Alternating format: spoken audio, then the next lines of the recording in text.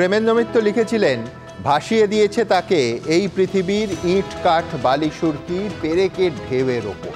কিন্তু ইট কাঠ বালি সুরকির ঢেউয়ের নিচে যদি কাঁচা টাকার অমৃত ভাণ্ড লুকোনো থাকে, তাহলে সিন্ডিকেটের ওষুধদের দাপাদাপি এই রাজ্যে অনিবার্য। ঠিক যেমন দুদিন আগেই দেখা গেছিল বীরভূমে, এবার দেখা গেল বজবজে। সেই নিয়েই প্রথম প্রশ্ন। বালি খাদানের টাকার ভাগ থেকে তৃণমূলের সিন্ডিকেট বিবাদ, অগ্নিগর্ভ বীরভূম থেকে বজবজ, গুলি থেকে বোমা, বাদ নেই কিছুই। শাসক দলের দুই পক্ষের লড়াই বলেই কি একেবারে নিশ্চুপ থাকে পুলিশ? দ্বিতীয় প্রশ্ন। সিন্ডিকেটের বরাত নিয়ে ঝামেলার জের, ব্যাপক বোমাবাজি বজবজে, আগ্নেয়াস্ত্র হাতে দাপালো দুষ্কৃতীরা। পুলিশের শতপ্রণোদিত এফআইআরে তৃণমূলের 3 পঞ্চায়েত সদস্যের নাম। কাঁচা টাকার দখল ঘিরেই কি ক্রমশ বেলাগাম হয়ে উঠছে দুষ্কৃতীরা? তৃতীয় প্রশ্ন। বালি খাদানের টাকার ভাগ নিয়ে সংঘর্ষ, বোমাবাজিতে উত্তপ্ত বীরভূমের কাঁকরতলা। ঘটনার জেরে পরশুই সরিয়ে দেওয়া হয় ওসিকে। মুখ্যমন্ত্রীর বারবার হুঁশিয়ারির পরেও কেন বদলায় না কয়লা, বালি, পাথর খাদানের খণ্ডচিত্রগুলো? চতুর্থ প্রশ্ন। রাত 11টা বাজলেই সমাজ বিরোধীদের যাতায়াত বাড়ে এলাকায়। থানা ও ডিসি নটকে চিঠি দিয়েও লাভ হয়নি।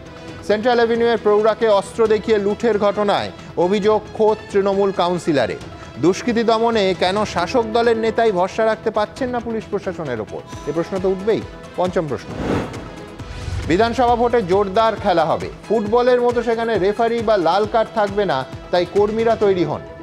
মালদায় থানার আইসির সামনেই হুঙ্কার তৃণমূলের ব্লক সভাপতি। নেতারা এইরকম বলেই কি রাজ্যে থামানো যায় না ভোট হিংসা? তবে শুরুতেই আজ দেখাবো কোথাও বালি নিয়ে বকরার লড়াই, কোথাও আবার সিন্ডিকেট বিবাদ। রণক্ষেত্র বীরভূম থেকে বজবজ প্রায় প্রতিদিন।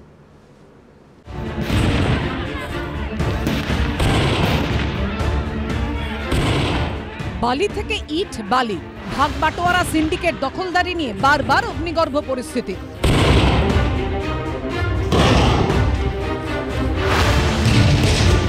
বীরভূম থেকে দক্ষিণ 24 পরগনার বজবজ এক ছবি। কোথাও বালি খাদানের টাকার ভাগ নিয়ে দুই গোষ্ঠীর মধ্যে সংঘর্ষ, কোথাও নির্মাণ সামগ্রী সরবরাহ করা নিয়ে তৃণমূল কাউন্সিলরের সঙ্গে তৃণমূল পরিচালিত পঞ্চায়েত প্রধানের স্বামী সিন্ডিকেটের লড়াইয়ের অভিযোগ।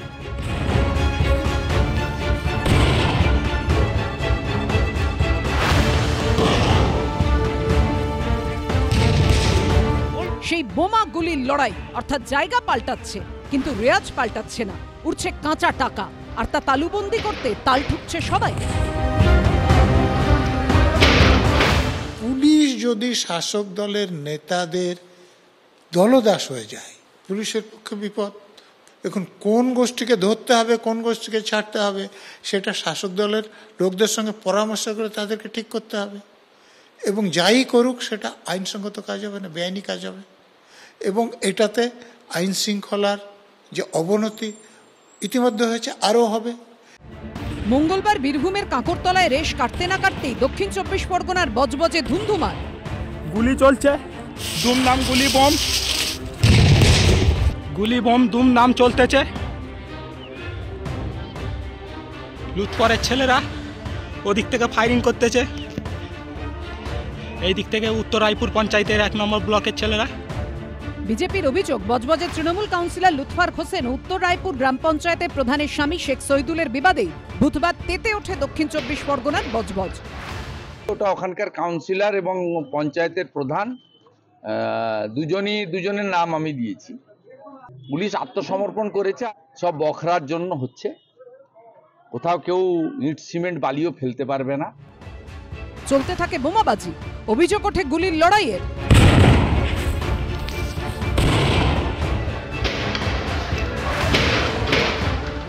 যেখানে এই চায়ের গুদাম ঘর তৈরি করা হচ্ছে সেটা উত্তর রায়পুর যে গ্রাম পঞ্চায়েত তার এলাকার মধ্যে পড়ছে, এবং এখান থেকে কিছুটা দূরেই যে রাস্তা রয়েছে, যে রাস্তা দিয়ে কিনা এখানে মালপত্র আসছে, সেই রাস্তা পড়ছে বজবজ পুরসভার 19 নম্বর ওয়ার্ডের মধ্যে। বজবজ মানে ডায়মন্ড হারবার পার্লামেন্ট, যেখানে এমনকি বজবজেও পঞ্চায়েতে কেউ দাঁড়াতে পারবে না, সব একতরফা, সব তৃণমূল, তার বাইরে কেউ নেই। ডায়মন্ড হারবার মডেল মানে কি? বিরোধী পক্ষ থাকবে না, সিন্ডিকেটের লড়াই চলবে, তাই নিয়ে তৃণমূলের দুপক্ষ এবং বজবজে তার প্রতিফলন। এত বড় রাজ্য, এত বড় দল, কোথায় কার সঙ্গে কি মতপার্থক্য, এগুলো কাম্য নয়। এগুলো মানে কোনো অশান্তি বা এই ধরনের জিনিস কাম্য নয়, সেটা দলের নেতৃত্ব যথাযথভাবে দেখছেন। 43 জনের বিরুদ্ধে স্বতঃপ্রণোদিতভাবে মামলা দায়ের করেছে পুলিশ। গ্রেফতার করা হয়েছে 8 জনকে। অনির্বাণ বিশ্বাস, জয়ন্ত রায় ও রঞ্জিত হালদারের রিপোর্ট, এবিপি আনন্দ। দেখুন, কড়া বার্তার অভাব নেই, সদুপদেশের অভাব নেই, এমনকি হুঁশিয়ারিরও অভাব নেই। মঞ্চের ওপর থেকে নেতানেত্রীরা প্রায়ই বলেন সিন্ডিকেট রাজ চলবে না, ঠিকাদারি করলে তৃণমূল করা চলবে না। তা সত্ত্বেও ভবি ভোলবার নয়, মাসের পর মাস, বছরের পর বছর সেই একই জিনিস চলছে। সেই বকরা নিয়ে হিংসা, বোমাবাজি, গুলি, এমনকি প্রাণহানিও। সিন্ডিকেট রাজ আর এলাকা দখলের লড়াই উত্তপ্ত হচ্ছে, আজ বজবজ তো কাল বীরভূম। আমি ঠিক এই জায়গা থেকে শুরু করব প্রাক্তন পুলিশ কর্তা সলিল ভট্টাচার্যকে দিয়ে। সলিলদা, এক হচ্ছে যে কোথাও শাসক বিরোধীর ভোটের লড়াই নেই, সামনে কোনো নির্বাচন নেই, এমনকি উপনির্বাচনও নেই অদূর ভবিষ্যতে। একটার পর একটা জেলায় একটার পর একটা ঘটনা প্রতিদিন ঘটছে। কি ছবিতে দেখছি, মুড়ি মুড়কির মতো বোমা পড়ছে, বোমার সঙ্গে বজবজে দেখলাম গুলিও চলছে। একটাই কারণ, এলাকা দখল, সিন্ডিকেটের লড়াই, বকরার ভাগাভাগির লড়াই। আমি বলছি ঠিক এইখানে তো ভূমিকা আসবে পুলিশের, যে পুলিশ দল মত রাজনৈতিক ঝান্ডার রং না দেখে ঝাঁপিয়ে পড়বে না, কারণ গ্যাংরিংয়ের মতো গোটা রাজ্যে এই প্রবণতা ছড়াচ্ছে। পুলিশ কি করছে? সুমন, কোথায় হচ্ছে না তুমি আমাকে বলো, কোথায় হচ্ছে না? কাকরতলায় 3 দিন আগে তুমি দেখলে বালিখাদান নিয়ে বোমবাজি, দুপক্ষ। বদলি হলো কে? ওসি। ধর বেটা, বেড়ে বেটাকে ধর। তো এসপি কি করে জেলার? SP being his SP of the district, he is the SP DIB of the district. এই ডিআইবির কাছে ইন্টেলিজেন্স থাকে না, থাকে না এগুলো। আজকে যেটা হয়েছে এটা Rajibpur জিপিতে। I was DSP Industrial for more than 2 years, almost 2 years, if I could remember. সম্পূর্ণ শিল্পাঞ্চল একটা। আর পশ্চিমবঙ্গের সবচাইতে সফলতম বিজিবিএস এবার জাস্ট শেষ হলো, সফলতম। তুমি বলো সামান্য একটা কোনো খাদ্যে বলো, স্বাস্থ্যে বলো, তোমার বিনিয়োগে বলো, শিক্ষায় বলো, কোথায় কোথায় নেই বলো? কোথায় দুর্নীতিটা তুমি দেখতে পাচ্ছ না আমার সেটা বলো। তুমি দেখো এই যে ওখানকার যে শের, সবাই জানে জাহাঙ্গীর, তারই ফ্র্যাকশন গ্রুপ, এই যে হায়দার ভার্সেস তারই একটা ফ্র্যাকশন গ্রুপের সঙ্গে লড়াই। উত্তরপাড়া, রাজীবপুর গ্রাম পঞ্চায়েত, রাজীবপুর গ্রাম পঞ্চায়েতের যে সদস্য, সে লিড করেছে এটা, জনপ্রতিনিধি। কিন্তু আমি বলছি পুলিশ কি করছিল? পুলিশ জানে না কিনা আমার বলো, আগে বলো জানে কিনা যে এই ঘটনাটা যে দিস হ্যাজ বিন ব্রুইং, এটা যে আস্তে আস্তে বুদবুদের মতো উঠছে, এটা জানে না? এই যে রিফটা কি জানে না? সবাই জানে। আর এটাও জানে যারা, যে বলছেন দুপক্ষই রুলিং পার্টির বলে পুলিশে কিচ্ছু করে না, তাদের ধরবে না। পুলিশ ধরতে গেলে পুলিশকে নট করতে হবে। ওপর মহলতে শাসক দলের জাহাঙ্গীর বলবে, নাহলে শওকত মোল্লা বলবে, নাহলে কলকাতা থেকে কেউ বলবে যে হ্যাঁ অমুক অমুককে ধরো, আর নাহলে ধরবে না। তাহলে বলছি এসপি ডিআইবির ফাংশনটা কি বলো আমাকে? মানে আমি সেই কবিকে সশ্রদ্ধ প্রণাম করি যে বলেছিল, যেখানে দেখিবে ছাই উড়াই দিয়া দেখো তাই, পাইলে পাইতে পারো অমূল্য। সারা পশ্চিম বাংলা জুড়ে আজকে চলছে এই দুর্নীতি। মানে ট্র্যাজেডিটা এইখানে যে সাধারণ মানুষ দেখতে চান যে শিল্পের ধোঁয়া, বড় বড় ট্রাক আসবে, সেখান থেকে ধুলোর ধোঁয়া, আর সেখানে বোমের ধোঁয়া দেখতে হচ্ছে। এই বৈপরীত্য, এই ট্র্যাজেডি। এক মিনিট দেখো, বিনিয়োগকারীরা কোন সাহসে, কোন দুঃসাহসে, কোন বুকে বল ভরসা নিয়ে বিনিয়োগ করবে বলো তো?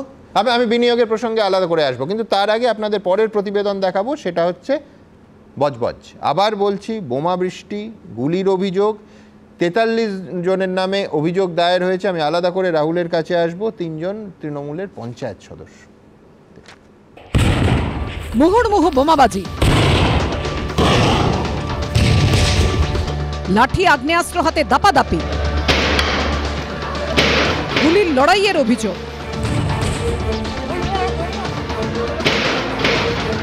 নির্মীয়মান গোডাউনের জন্য ইমারতি দ্রব্য সরবরাহের বরাত কাদের খাতে থাকবে? অভিযোগ এই নিয়ে তৃণমূল কাউন্সিলর লুৎফার হোসেন ও উত্তর রায়পুর পঞ্চায়েত প্রধানের স্বামীর সিন্ডিকেট বিবাদে বুধবার উত্তপ্ত হয়ে ওঠে দক্ষিণ 24 পরগনার বজবজ। শুক্রবারও ঘটনাস্থলে গিয়ে দেখা যায় বোমাবাজির চিহ্ন।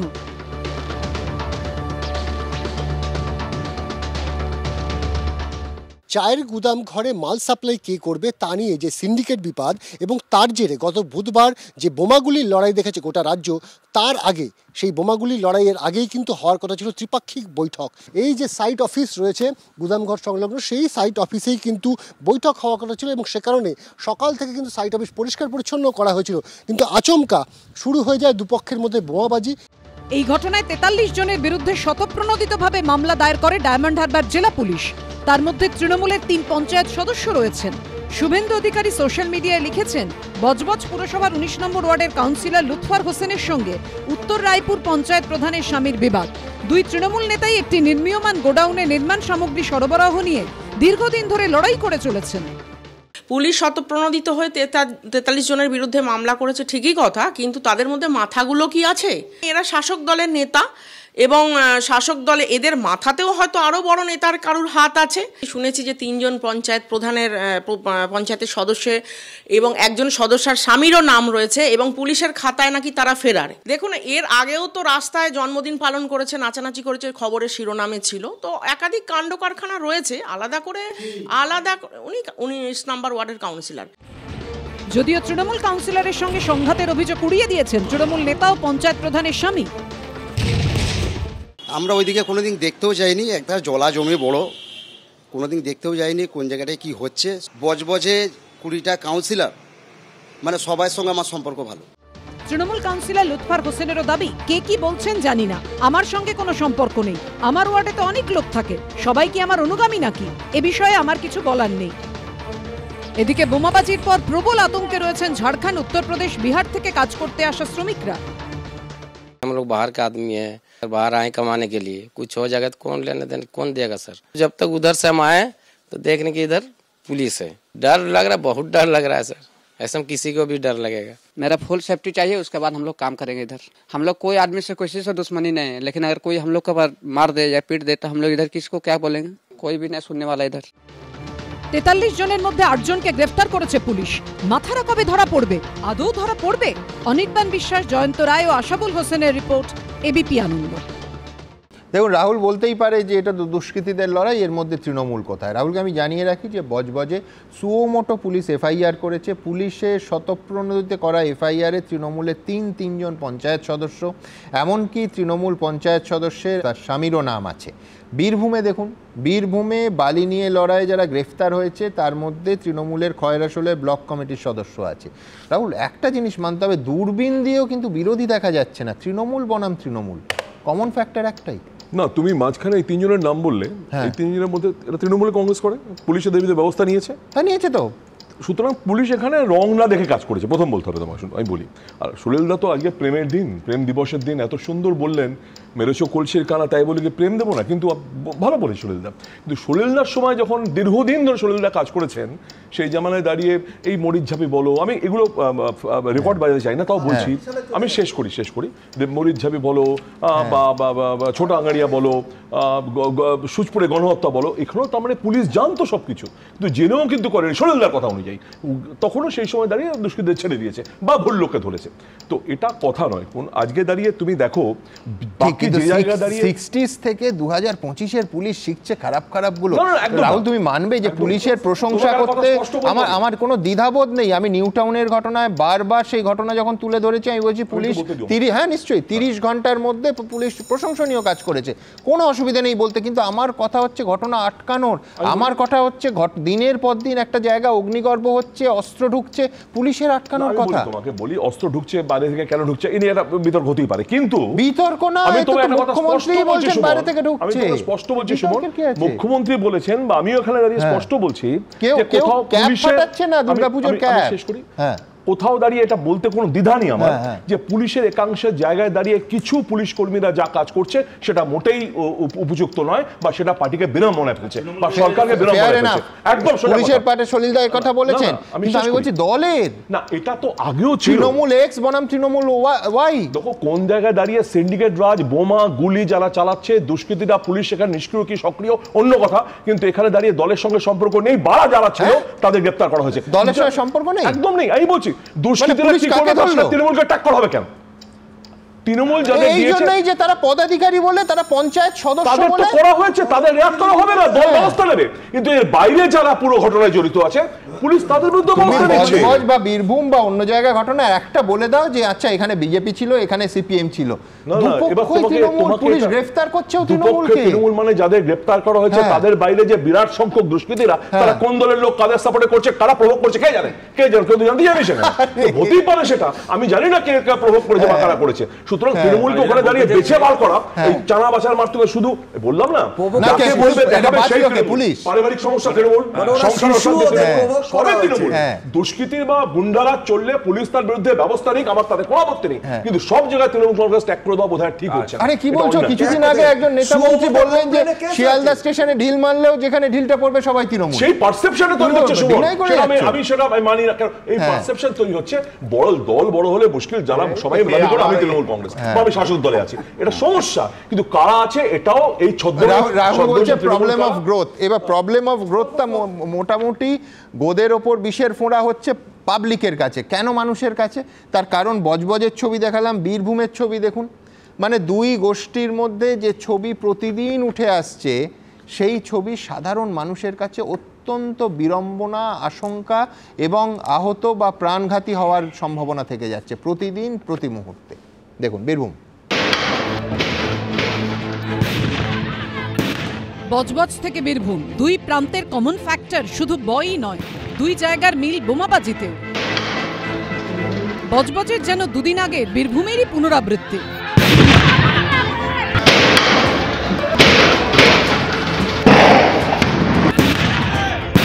লাগাতার বোমাবাজি, একবার, দুবার, তিনবার, বারবার।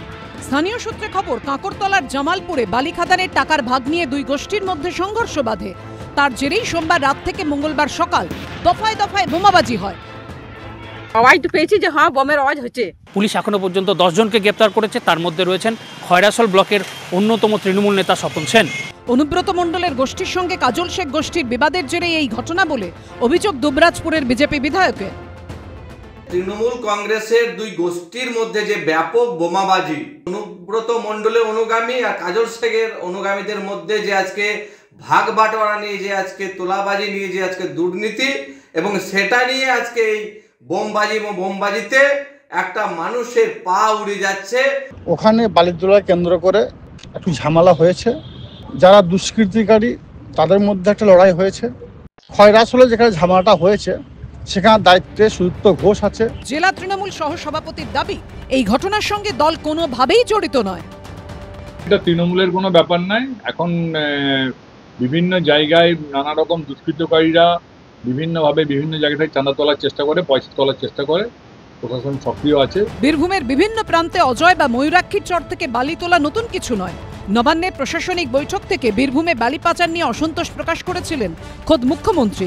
সময় বেঁধে দিয়েছিলেন তিনি। বালি পাচার রুখতে অভিযানে নেমেছিলেন খোদ জেলা শাসক, কিন্তু তারপরও নদীর বুকে গর্ত করে রমরমিয়ে বালি তোলা চলছে। মুখ্যমন্ত্রী বললেন যে সমস্ত বালিঘাট বন্ধ করতে হবে। পুলিশ প্রশাসনকে নির্দেশ দেওয়া হলো, সবার সামনে বিধান রায়ের নাম করে বলল। আর তারপরে আমরা দেখছি যে বালি উঠছে, আর এই বালি উঠছে ইলিগালি উঠছে। বোম মারছে কে? তৃণমূল। বোম খাচ্ছে কে? তৃণমূল। বোম বা কার কাছে থাকছে? তৃণমূলের কাছে। আর টাকা তুলছে কে? তৃণমূল। টাকা নিয়ে মারামারি করছে কে? তৃণমূল। দিদির নাটক, তৃণমূলের নাটক সবাই বুঝে গেছে। শুধু টাকা তোলার কারবার আর ভাগবাটোয়ারার কারবার, এ চলতে পারে না। বালি খাদানের টাকার ভাগ নিয়েই সোমবার রাত থেকে মঙ্গলবার সকাল দুই গোষ্ঠীর মধ্যে সংঘর্ষ চলে বলে অভিযোগ। চলে যাওয়ার আগে শেষ সময় লুট, যে যেভাবে পারবে চালিয়ে যাবে, আর তার জন্য লড়াই। তৃণমূলের ভিত্তিই তো বোমা। তৃণমূল তো কোনো রাজনৈতিক দল নয়, কার্যত একটা দুষ্কৃতীদের সংগঠনে পরিণত হয়েছে। আর পুলিশ এখানে কি করে? পুলিশের তো নিজের কোনো অস্তিত্ব নেই। পুলিশও তো তৃণমূলের সঙ্গে মিলেমিশে একাকার হয়ে গেছে, এবং সেটা করে দেওয়া হয়েছে পরিকল্পিতভাবে। এটা এত বড় দল, এত বড় সংসার, কারোর সঙ্গে কারোর কোনো মতপার্থক্য থাকতে পারে। সব জায়গাতেই রাজনীতি থাকে তা নয়, কখনো ব্যক্তির ব্যাপার থাকে, কখনো ক্লাবের ব্যাপার থাকে, কখনো মহল্লার ব্যাপার থাকে। ফলে সব মিলিয়ে একটা রাজনৈতিক অভিযোগ এনে দিলেই তো আর হলো না। বালির বখরা নিয়ে বোমাবাজির পর সরানো হয়েছে বীরভূমের কাঁকরতলা থানার ওসি পূর্ণেন্দু বিকাশ দাসকে। ভাস্কর মুখোপাধ্যায়, শিবাশিস মৌলিক ও আশাবুল হোসেনের রিপোর্ট, এবিপি আনন্দ। বিজেপির প্রতিনিধি অভ্র সেনের কাছে যাব, কিন্তু আমি বলছি অভ্র ভাবছে যে একেবারে সরাসরি সরকারকে আক্রমণ করবে, কিন্তু এখানে দায়িত্ব আছে বিরোধীদেরও। কেন এই কথা বলছি? দেখুন, লুট দুভাবে হচ্ছে। একদিকে রাজ্যের সম্পদ লুট হচ্ছে, বীরভূমে যেমন বালি, পাথর, কয়লা, আরেকদিকে মানুষ লুট হচ্ছে। তার কারণ সিন্ডিকেটের এই লড়াইতে, সিন্ডিকেট রাজেরই সার্বিকভাবে ভিকটিম হচ্ছেন সবসময় সাধারণ মানুষ। সেটা জেলার সাধারণ মানুষ, শহরের সাধারণ মানুষ। কেউ বাড়ি করবেন, বাড়ি করা ছেড়ে দিন, বাড়ি সারাবেন, রং করবেন, তার ভাগ দিতে হবে। অত্যন্ত নিম্নমানের ইমারতি দ্রব্য তাকে কিনতে হবে সবথেকে বেশি দাম দিয়ে। যদি তিনি না নিতে চান, স্কোয়ার ফিট মেপে টাকা দিতে হবে। মানে এই ছবি কিন্তু জেলায় শুধু নয়, এই কলকাতা শহরের বেশ কয়েকটা অংশে। আমি বলছি যে অভ্র কটা আন্দোলন বিরোধীরা এই নিয়ে করেছে, কবার রাস্তায় নেবে। সুমনদা, প্রথমেই আপনি বললেন যে আমি তৃণমূলকে কটাক্ষ করবো বা তৃণমূলের ব্যাপারে খারাপ কথা বলবো, আপনি আগে থেকে বুঝে গেলেন কি করে? আমি বিশ্বকবি মমতা বন্দ্যোপাধ্যায়ের কয়েকটা লাইন কোট করে আমার বক্তব্য শুরু করছি। কেমন আছো, থ্যাংক ইউ, অভিনন্দন, থ্যাংক ইউ, মা কোথায় ঘেউ ঘেউ, মানেটা কি সাথে ফেউ, ভর্তি হয়েছ কলেজে কিউ, ফর্ম তুলেছ ফর্মটা ডিউ, ধন্যবাদ সিইউ, সাথে কে বন্ধু পিউ, ভালো থেকো বাই বাই, হরে কৃষ্ণ হ্যালো হাই। আমি বলছি সংস্কৃতিবান বাঙালির ভবিষ্যৎ তো এটাই, এটা নর্মালাইজ হয়ে গেছে। আমাদের কেন করতে হবে সবসময় ক্রিটিসাইজ? করার তো কোনো প্রয়োজন নেই। আমরা এই গর্বে গর্বিত যে পার্শ্ববর্তী রাষ্ট্রের একটা সন্ত্রাসবাদী সংগঠনের নেতা জসিমউদ্দিন রহমানই মনে করেন যে আমাদের রাজ্যের মুখ্যমন্ত্রী মমতা বন্দ্যোপাধ্যায় এই দায়িত্ব নিজের কাঁধে নিতে পারবেন, যে এই রাজ্যকে ভারতবর্ষ থেকে আলাদা করে দিতে পারবেন। এটা তাদের মনে হয়েছে, আমাদের মনে হয়নি, কিন্তু এটা সন্ত্রাসবাদী সংগঠনের মনে হয়েছে।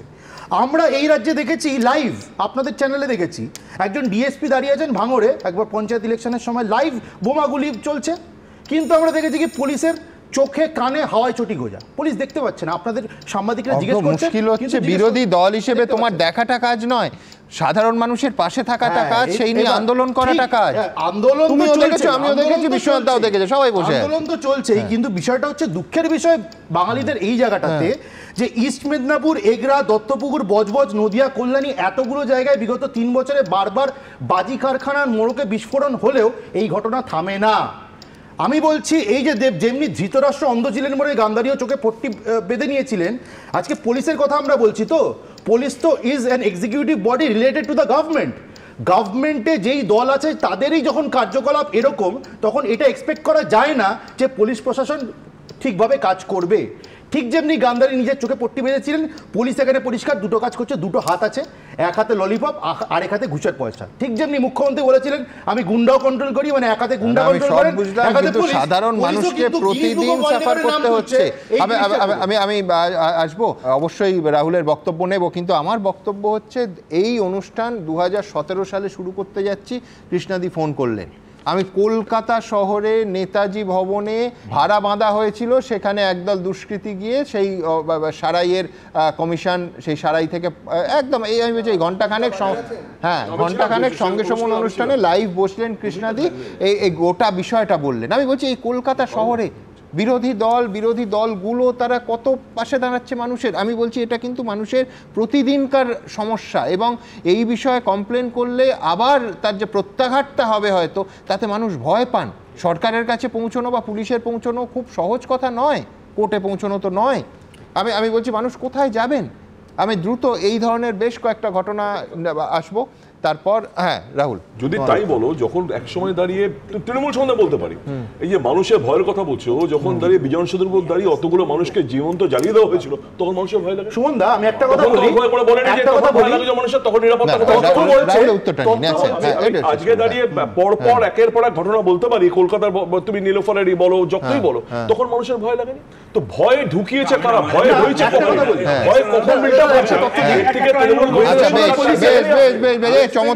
চমৎকার একটা জায়গা বলেছে রাহুল, বলছে ভয় ঢুকিয়েছে অথবা ভয় ঢুকেছে বাম আমলে। আচ্ছা, সেই ভয় দূর করার কাজটা তো ছিল তৃণমূল আমলে, যেটা 2011-এ শুরু হলো। ভয় কি দূর হয়েছে নাকি ভয় আরো বেড়েছে?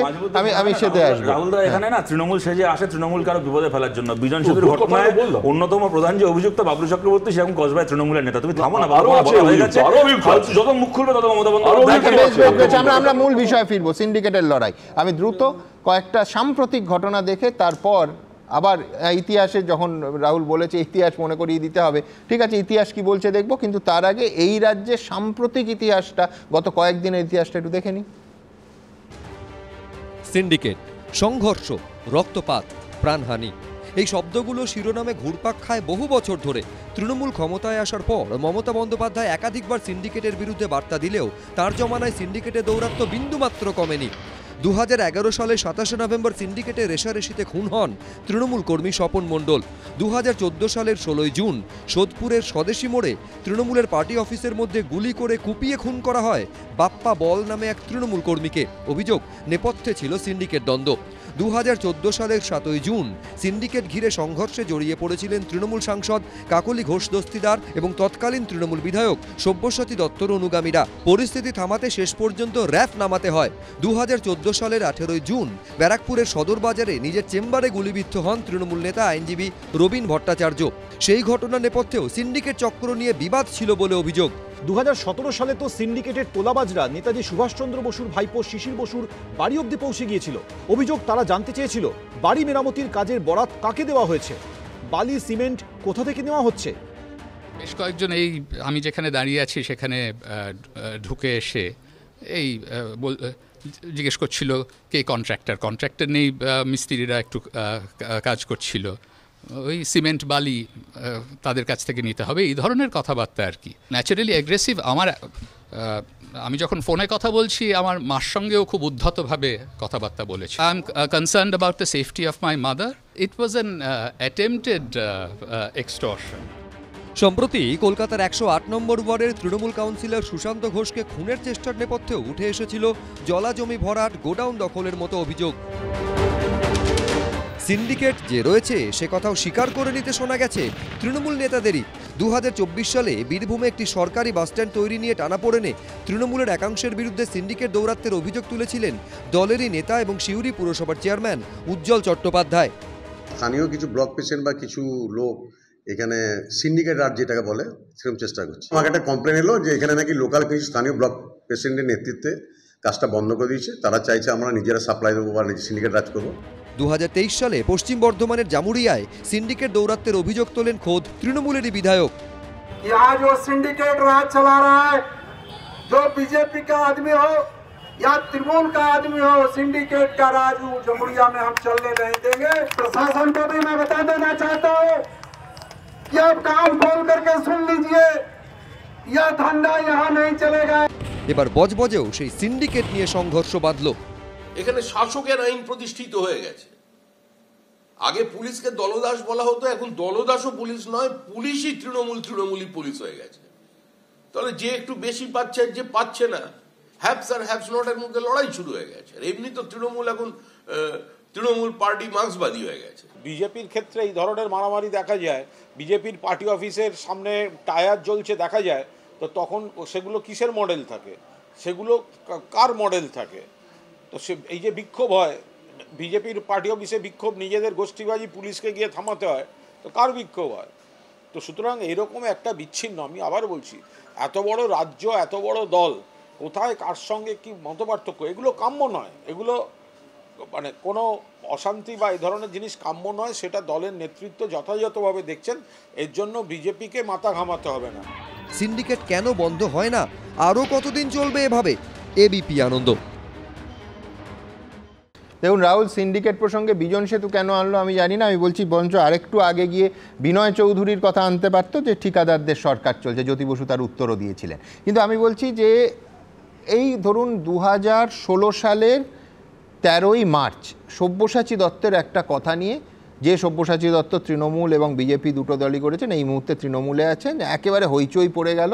তার কারণ তিনি বললেন কেউ যদি খেটে খায় সেই সিন্ডিকেট ছিল, আছে, থাকবে। কি বলেছিলেন সব্যসাচী, দেখাবো। বিধানসভায় দাঁড়িয়ে সেই বিধায়ক যিনি দায়িত্ব নিয়ে বলেছিলাম যে সিপিএম আমলে সিন্ডিকেট তৈরি হয়েছিল এখানে মানুষের জমি নিয়ে, আমি সেই সিন্ডিকেটকে মান্যতা দিয়েছি। কেউ যদি খেটে খায় সেই সিন্ডিকেট ছিল, আছে, থাকবে। এরও আগে আরেকটু ফ্ল্যাশব্যাকে যাই। 2015 সালে পুর এবং নগর উন্নয়ন দপ্তরের বাজেট আলোচনা চলছে বিধানসভায়। সব্যসাচী দত্ত বললেন, ফরওয়ার্ড ব্লকের বিধায়ক, প্রাক্তন বিধায়ক এখন বিশ্বনাথ কারক, তিনি প্রশ্ন করলেন, সব্যসাচী জবাব দিলেন যে আমি স্বীকার করছি কোট আনকোট, আমি স্বীকার করছি নিউ টাউনে সিন্ডিকেট রাজ আছে, কিন্তু সিন্ডিকেটের বীজ বপন করেছে আগের বামফ্রন্ট সরকার। সহজ পথে রোজগারের রাস্তা দেখিয়েছে তারা, হঠাৎ করে সেই রোজগারের রাস্তা বন্ধ করা যায় না। অর্থাৎ আমি শতরূপের কাছে আসব, পুরো ব্যাপারটা একটা কর্মসংস্থানের যুক্তি দেয়া হচ্ছে। দেখুন, দূরাত্মার ছলের অভাব হয় না, ওরা ওদের যুক্তি দেবে তাতে আমার বলার কিছু নেই। আমি কতগুলো কথা বলছি। সুমনদা, তোমার প্যাকেজে সুগত বসুর কথা একটা পুরনো ঘটনা দেখালে, যেখানে উনি বলছেন যে ওনার বাড়িতে কিছু সিন্ডিকেট বাহিনী গিয়ে হামলা করেছে সুভাষচন্দ্র নেতাজির বাড়িতে, ওনার সাথে ওনার মায়ের সাথে দুর্ব্যবহার করেছে। বলতে খারাপ লাগলেও বলছি, যারা করেছে যা করেছে বেশ করেছে। কি বলছো? এই কারণে বলছি, আপনি ভাঙড়ে গিয়ে বলবেন আরাবুল তাজা নেতা, আরাবুলের সংগ্রামী অতীত আমাকে অনুপ্রেরণা দেয়, তো ভাই আপনার ভবানীপুরের আরাবুল যখন আপনার বাড়িতে আসবে তাকে গালাগাল দিয়ে লাভটা কি? আপনি ভাঙড়ে আগুন লাগিয়ে ভবানীপুরে শান্তিতে বাস করবেন? ওইসব হবে না। যদি আপনি ওখানে আগুন লাগান, সেই আগুন আপনার বাড়ির চৌকাঠ অব্দি পৌঁছাবে। যা করেছে বেশ করেছে আপনার সঙ্গে। আপনাদের মতো লোকেদের জন্য বাকিদেরকে ভুগতে হচ্ছে। আমি কতগুলো কথা বলি সুমনদা। দেখো, আজকে যেগুলোকে নিয়ে আমরা আলোচনা করছি, ডায়মন্ড হারবার এবং বীরভূম, দুটোই হচ্ছে বিরোধী শূন্যতার মডেল আমাদের পশ্চিমবাংলায়। ডায়মন্ড হারবার, যেখানে কোনো পঞ্চায়েতে মিউনিসিপ্যালিটিতে কোথাও কেউ দাঁড়াতে পারে না, অভিষেক বন্দ্যোপাধ্যায় রেকর্ড মার্জিনে যেতেন।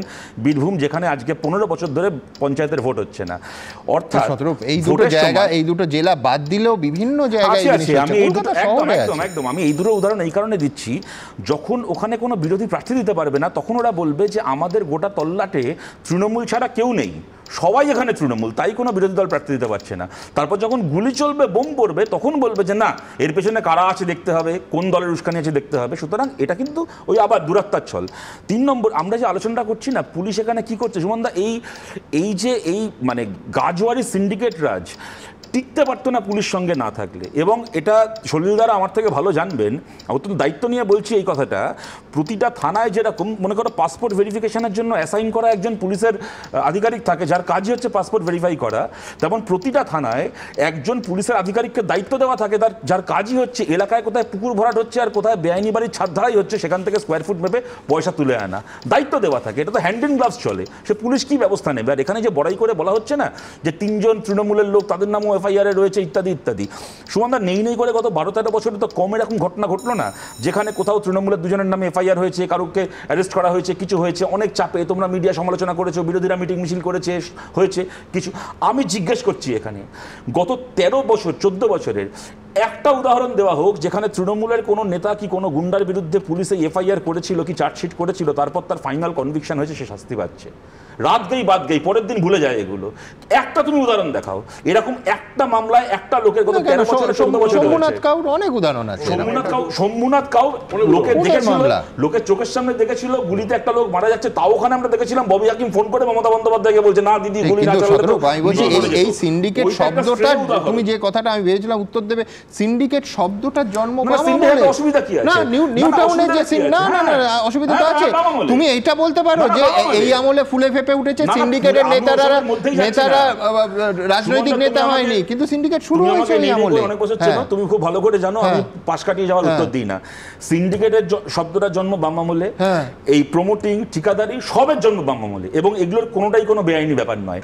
সমস্যাটা শেষ করিনি, প্রশ্নটা শুনেছি। সমস্যাটা এইখানে হয় যেখানে কোনো কতগুলো পাড়ার বেকার ছেলে মেয়ে তারা মিলে সিন্ডিকেট বানিয়ে ইট বালি সিমেন্ট সাপ্লাই করবে, বিল্ডিং সাপ্লাই করবে, প্রমোটিং করবে না, সেটা বাড়ির মালিক বা যিনি আছেন তার স্বাধীনতার মূল্যে একদম আমার গাজওয়ারি করে সিন্ডিকেট চলে। আমার এখানেই মনে হয় যে আমার সাথে তুমি একমত হতে পারবে যে আজকে আমরা অতএব আলোচনা করছি সিন্ডিকেট ফরমেশন কি প্রমোটিং নিয়ে নয়, সিন্ডিকেট বা প্রমোটিং এর নামে গাজওয়ারি এবং গাজওয়ারিটাকে ইমপ্লিমেন্ট করার জন্য বোমাবাজি গুলি চালানো নিয়ে। এইটা বামফ্রন্ট আমলের সৃষ্টি না, এটা বোমাবাজি গুলি চালানো বলতে পারবো না, কিন্তু গাজওয়ারি বাম আমলে ছিল এবং নিউ টাউন এলাকাতেই ছিল। আমি যে কারণে বললাম যে একটা ঘটনার কনটেক্সট, তোমার এই টেবিলে বসে তো আজ থেকে 2 মাস আগে আমরা অনেক আলোচনা করলাম যখন স্বরূপ ঘোষকে সুশান্ত ঘোষকে গুলি করতে গেল, বাই চান্স বন্দুকটা চললো না বলে, নাহলে ওই দিনই ওখানে মামাটি মানুষ হয়ে যাচ্ছিল ওর। নেই করে 2-2.5 মাস তো হয়ে গেল। যারা গুলিটা চালাতে এসেছিল, 2টো চ্যাংড়া ছেলেকে ধরেছে, কারা গুলিটা চালাতে পাঠিয়েছিল বলো আজকে 2.5-3 মাস পরে কেউ জানতে পারলাম আমরা। গোটা পুকুর ভরাট থেকে শুরু করে বেআইনি বিল্ডিং এর ঘটনা যা শোনা যাচ্ছে, one of the main accused আমার সঙ্গে যোগ করছি, তার নাকি রহস্যময় মৃত্যু অবধি হয়ে গেছে। এগুলো আমি তোমার এই টেবিলে বসে বলেছিলাম কোনোদিন জানা যাবে না কারা স্বরূপ ঘোষকে সুশান্ত ঘোষকে মারতে পাঠিয়েছিল। এবার বলতে দাও। দেখুন, একটা প্রশ্ন আসছে যে তৃণমূল নেতারা কি ধরা পড়ে, এটা একটা মৌলিক প্রশ্ন, কিন্তু সামগ্রিক চিত্রটা আপনি দেখুন, যত কেস রেজিস্টার হয় তার 87% কেসে ওয়েস্ট বেঙ্গল পুলিশ কিন্তু চার্জশিট দেয়। কিন্তু কনভিকশন রেট কত 14% মাত্র। তার মানে যে চার্জশিটও দেয় সেটা ত্রুটিপূর্ণ চার্জশিট এবং তাতে কনভিকশন হয় না। আর আমি এনএসও ডেটা দেখিয়ে দিচ্ছি, এনএসও ডেটা সম্পূর্ণ ভিন্ন প্রসঙ্গ। সিবিআই আর ইডির কনভিকশন রেট কত জানো? সিবিআই এর conviction rate 74.5%। It has been answered in the Rajya Sabha এবং প্রশ্নটা করেছিলেন রাজ্যসভায় থাকা এনআইএর সাকসেস রেট গত বছরে 100% আর হলিস্টিক্যালি দেখতে গেলে 95%। সেজন্য এই কম্পারিজনটা চলে না। ইডিটা বললে না। আমি বলে দিচ্ছি আর একটা কথা বলি, বলছি শোনো তথ্য আছে একটু বলতে দাও। আর যেহেতু একটা কথা বাম প্রতিনিধি বললেন যে জব জেনারেশনের জন্য সিন্ডিকেট, বিগত 7 বছরে এনএসও ডেটা বলছে 3 মিলিয়ন জব খুইয়েছে বাঙালিরা। তার মানে কি তারা সবাই সিন্ডিকেট করবে? এটা তো হতে পারে না যুক্তি। আর ব্যাপারটা হচ্ছে তার মানে বাম আমলে তুমি বৃক্ষরোপণ করেছো সিন্ডিকেটের, তারপর সেই বৃক্ষ ফুলে পেঁপে বড় হলো, তার মানে তো তোমার দায় আসছে। তুমি যে পাপ শুরু করেছো সেই পাপ এগিয়ে নিয়ে গেছে তৃণমূল সরকার। এবং সেটা পরের বক্তার কাছে যাবো দ্রুত।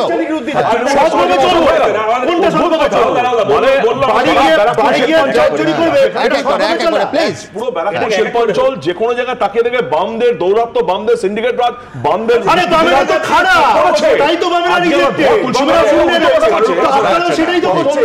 14 বছরে কি করলে? 14 বছরে বামেদের ব্যাধি যদি গ্যাংরিং এর চেহারা নেয়, কি করলো 14 বছরে? প্র্যাকটিসটা শুরু হয়েছিল। আমি বলছি এটা রাজনীতিবিদদের নয়। হ্যাঁ, এক সেকেন্ড এক করে বলছি। আমি বলছি দেখো এরকম চিৎকার করে লাভ নেই, সবাই সবারটা বলি। কথাটা হচ্ছে একটা বাড়ি যখন তৈরি হবে, বাড়িটা তো ওই কাশফুলের বালিশ তৈরি করার মতো করে তৈরি হবে না, বাড়িটা ইট বালি সিমেন্ট দিয়েই তৈরি হবে, কেমন? এবং কিছু মানুষজন সেটাকে সাপ্লাই করবেনি।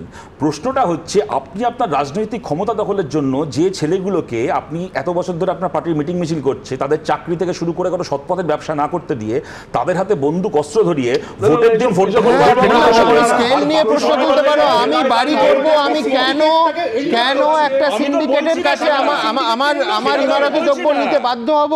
এটা তো মৌলিক প্রশ্ন। আচ্ছা বেশ, আমি একটু এগোই যে আজকে অতীতে গিয়ে আবার বেশি অতীতে চলে গেলে এক্ষুনি কারুর কথাই শোনা যাচ্ছে না, যার ফলে কারুর উত্তরের প্রয়োজন নেই। তার কারণ হচ্ছে এরপরে মহেঞ্জোদারোতে চলে গেলে তখন ওই ছোটবেলায় স্কুলের বইতে থাকা ছবিগুলো যে ওই সময় সিন্ডিকেট ছিল কিনা চলে যেতে পারে। আমি অতটা যাচ্ছি না। ওই যে স্নানাগার তৈরি হয়েছিল, ওই যে মহেঞ্জোদারোর ভগ্নাবশেষ, ওখানে সিন্ডিকেট ছিল, আমার দরকার নেই। আমি নিকাশি ব্যবস্থায় সিন্ডিকেট ছিল কিনা মহেঞ্জোদারোয় আমি জানতে চাই না। আমি বলতে চাইছি যে শুধু এইটা কিন্তু সাধারণ মানুষ নয়, বারবার কলকাতা হাইকোর্টকে স্পর্শ করেছে। 2016 সালের 15 জুলাই তৎকালীন প্রধান বিচারপতি মঞ্জুলা চেল্লুর তিনি বলেছিলেন কোট আনকোট, 2-1টা ক্ষেত্রে সিন্ডিকেটের দৌরাত্ম্য ঠেকাতে রাজ্যের ভূমিকা প্রশংসনীয়, কিন্তু এই ধরনের সক্রিয়তা অন্যান্য ক্ষেত্রে ব্যাপকভাবে দেখাতে হবে। আমাদের কাছে যেসব অভিযোগ আসছে তা হিমশৈলের চূড়া মাত্র, তৎকালীন প্রধান বিচারপতি বলেছিলেন। 2016 সালের 8ই ফেব্রুয়ারি হাইকোর্টের তৎকালীন বিচারপতি দীপঙ্কর দত্ত বলেছিলেন কোট আনকোট, সিন্ডিকেটের সমস্যা রাজ্যে সর্বত্র আছে, সরকারি প্রকল্প এদের হাত থেকে ছাড় পাচ্ছে না। সম্প্রতি আসানসোল আর সল্টলেকে বিচার বিভাগের 2টো প্রজেক্টেও এই ধরনের সমস্যা হয়েছে। বিচার বিভাগই যদি এদের হাত থেকে ছাড় না পায় তাহলে সাধারণ মানুষ যাবে কোথায়? আমি ঠিক এটা হচ্ছে আজ থেকে 9 বছর আগে যদি হাইকোর্ট, বিচার বিভাগ, মাননীয় বিচারপতিদের ঘাড়ে নিঃশ্বাস ফেলে সিন্ডিকেট, তাহলে সাধারণ মানুষ কোথায় যাবে? খুব স্পষ্ট এবং বড় প্রশ্নটা এইভাবে রাখবো। আমি রবীন্দ্রনাথ ভট্টাচার্যের কাছে যাব। রবীন্দ্রনাথ, এক হচ্ছে যে এই শিল্পের কথা সলিলদা তুলল, বিশ্ববঙ্গ সম্মেলন হলো, দর্শকরা জানেন যে আমি মনে করেছি, সাধুবাদ দিয়েছি যে উদ্যোগের প্রয়োজনীয়তা আছে। সিঙ্গুর একটা খারাপ নিদর্শন, পশ্চিমবঙ্গের শিল্প লাগবে, এটা নিয়ে কোনো বিতর্ক হতে পারে না। কিন্তু সিন্ডিকেটের এই মাছপির রোজ এই যে দখলের লড়াই, এতে কোন বিনিয়োগ আসবে? আইন শৃঙ্খলা ভালো না হলে শিল্প আসে না, সবাই জানি। শওকত মোল্লাকে ইনফোসিসের ক্ষেত্রে মুখ্যমন্ত্রী নিজে বলেছিলেন যে তুমি দেখবে। আমি বলছি শওকত মোল্লাকে কেন দায়িত্ব দিতে হবে? আবার সেই বেসিক প্রশ্ন, আজকে যদি এই গুলিবোমার লড়াই চলে, কোন শিল্প আসবে? দেখুন, এই যে শুনতে পাচ্ছি যে সিপিএম আমলে এটা বিরাট কিছু আকার ধারণ করেনি। আপনি 2008 থেকে 2012 সালের যদি সংহতি রিপোর্টগুলো দেখেন, আমি নিজের উপর পেপার করেছি বলে, আমি রিসার্চ করেছি বলে আমি জানি কত হাজার বিঘে জমি সিঙ্গুর মানে নখের যোগ্য নয়, সেক্ষেত্রে জমি লুট হয়ে গেছে এই সিন্ডিকেটের হাতে, ভাবতে পারা যায় না। আমি সে ঘটনায় যাচ্ছি না, আমি বলতে চাইছি এই যে জায়গা থেকে ব্যাটন নেওয়া হলো, তৃণমূল সরকার সেই ব্যাটনটা নিয়ে এমন জোরে দৌড়াতে শুরু করলো, সব কিছুকে ছাড়িয়ে গেল। পশ্চিমবঙ্গের রাজনৈতিক ব্যবস্থার একটা ইকোসিস্টেম হিসেবে এখন সিন্ডিকেট ব্যবস্থা চলে এসছে, অর্থাৎ অর্থনৈতিক ব্যবস্থা, সামাজিক ব্যবস্থা, সমস্ত ব্যবস্থার মধ্যে সিন্ডিকেট ঢুকে গেছে এবং এরা প্যারালাল অর্থনীতি চালাচ্ছে, প্যারালাল অ্যাডমিনিস্ট্রেশন চালাচ্ছে, যেটা সিপিএম আমলে কখনো সিন্ডিকেটের সাহস হতো না। এইখানেই সিন্ডিকেট কম মানে কোয়ালিটেটিভ ডিফারেন্স নিয়ে এসছে। দেখুন এই যে জায়গাটা আপনি দেখুন, পশ্চিমবঙ্গের ল অ্যান্ড অর্ডার কন্ডিশনের কথা আপনি বলছেন, ইন্ডিয়া জাস্টিস রিপোর্টে যদি আমরা দেখি সেখানে 22 রিপোর্ট বলছে 18টা স্টেটে রিপোর্ট করা হয়েছিল, 18টা স্টেটে রিপোর্ট নেওয়া হচ্ছে, তার মধ্যে 17 নম্বর জায়গায় আছে পশ্চিমবঙ্গ। 18 নম্বর স্টেট হচ্ছে উত্তরপ্রদেশ। তৃণমূল সঙ্গে সঙ্গে উত্তরপ্রদেশ নিয়ে লাফালাফি শুরু করবে, কিন্তু এই যে 17 নম্বর জায়গায় চলে গেল, এই জায়গায় কিন্তু আগে ছিল না। এখন বিরোধীরা কি করছে এই প্রশ্ন বারবারই আসছে। কোথায় আপনি প্রদীপ কান্দুর কেসে আপনি দেখুন, ঝালদাতে কি হয়েছিল, সিবিআই আইসিকে ডেকে পাঠিয়েছিল, আজও আপনি দেখালেন আইসি দাঁড়িয়ে বসে আছে এবং তপন কান্দুর কেসে কি করেছিল, তাকে ডেকে পাঠানো হয়েছিল, সিবিআই তাকে ডেকে পাঠিয়েছিল। এখানে দেখুন আজকেও আপনি দেখালেন আইসির সামনে দাঁড়িয়ে তৃণমূলের নেতা হুমকি দিচ্ছে, অনুব্রত মণ্ডল হুমকি দিয়েছেন 8 ঘন্টা সময় দিচ্ছি বিরোধীদের ধরে নিয়ে আসুন, নাহলে আমরা শেষ করে দেব।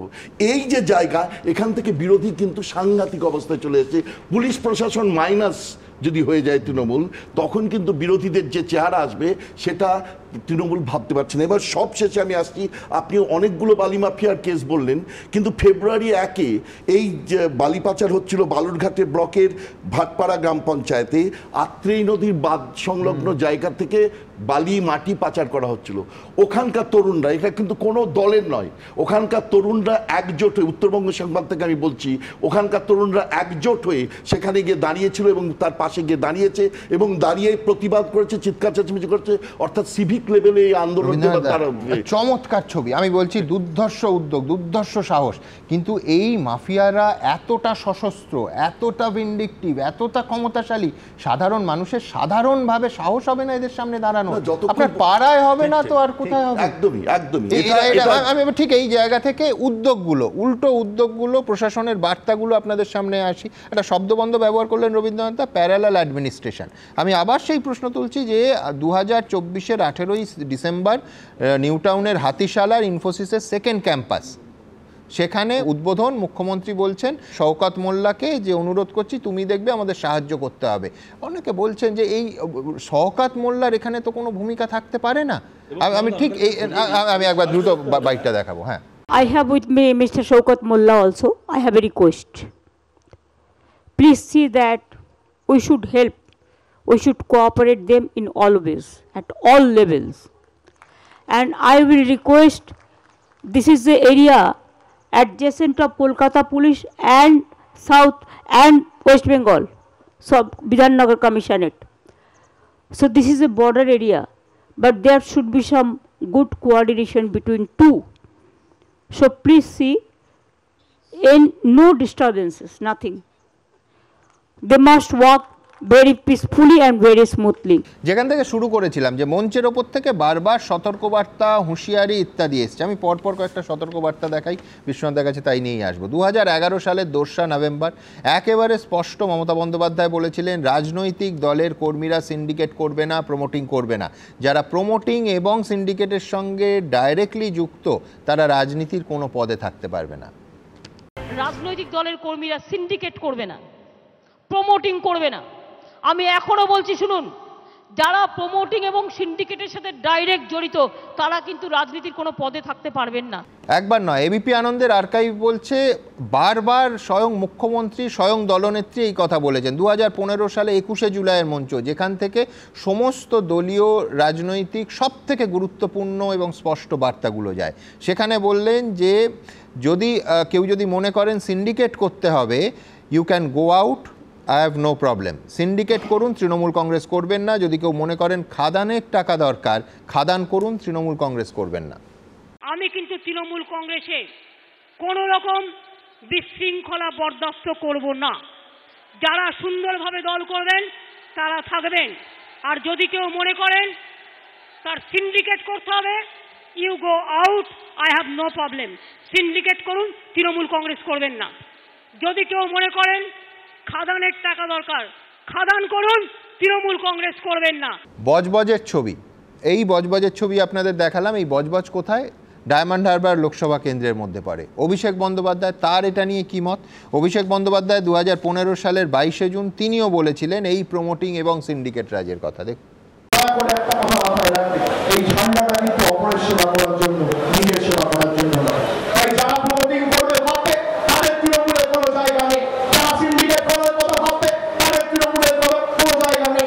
বিশ্বনাথ দা, সব থেকে ট্র্যাজিক যেটা, এই লড়াইতে সব থেকে বেশি রক্ত ঝরছে কিন্তু তৃণমূল কংগ্রেসের। সেটা মমতা বন্দ্যোপাধ্যায়ের একেবারে শুরুর দিকের সঙ্গী বাবলা সরকার থেকে মালদার ইংরেজবাজারে যেটা হলো, কালিয়াচকে তৃণমূল নেতা কর্মীদের দেখলাম কর্মীকে থেঁতলে মারা হলো, একটার পর একটা ঘটনা। সব থেকে ক্যাজুয়ালিটি কিন্তু শাসক দলের হচ্ছে। শুনুন না, রাজনীতির নেতারা বলবেন একরকম, করবেন আরেক রকম।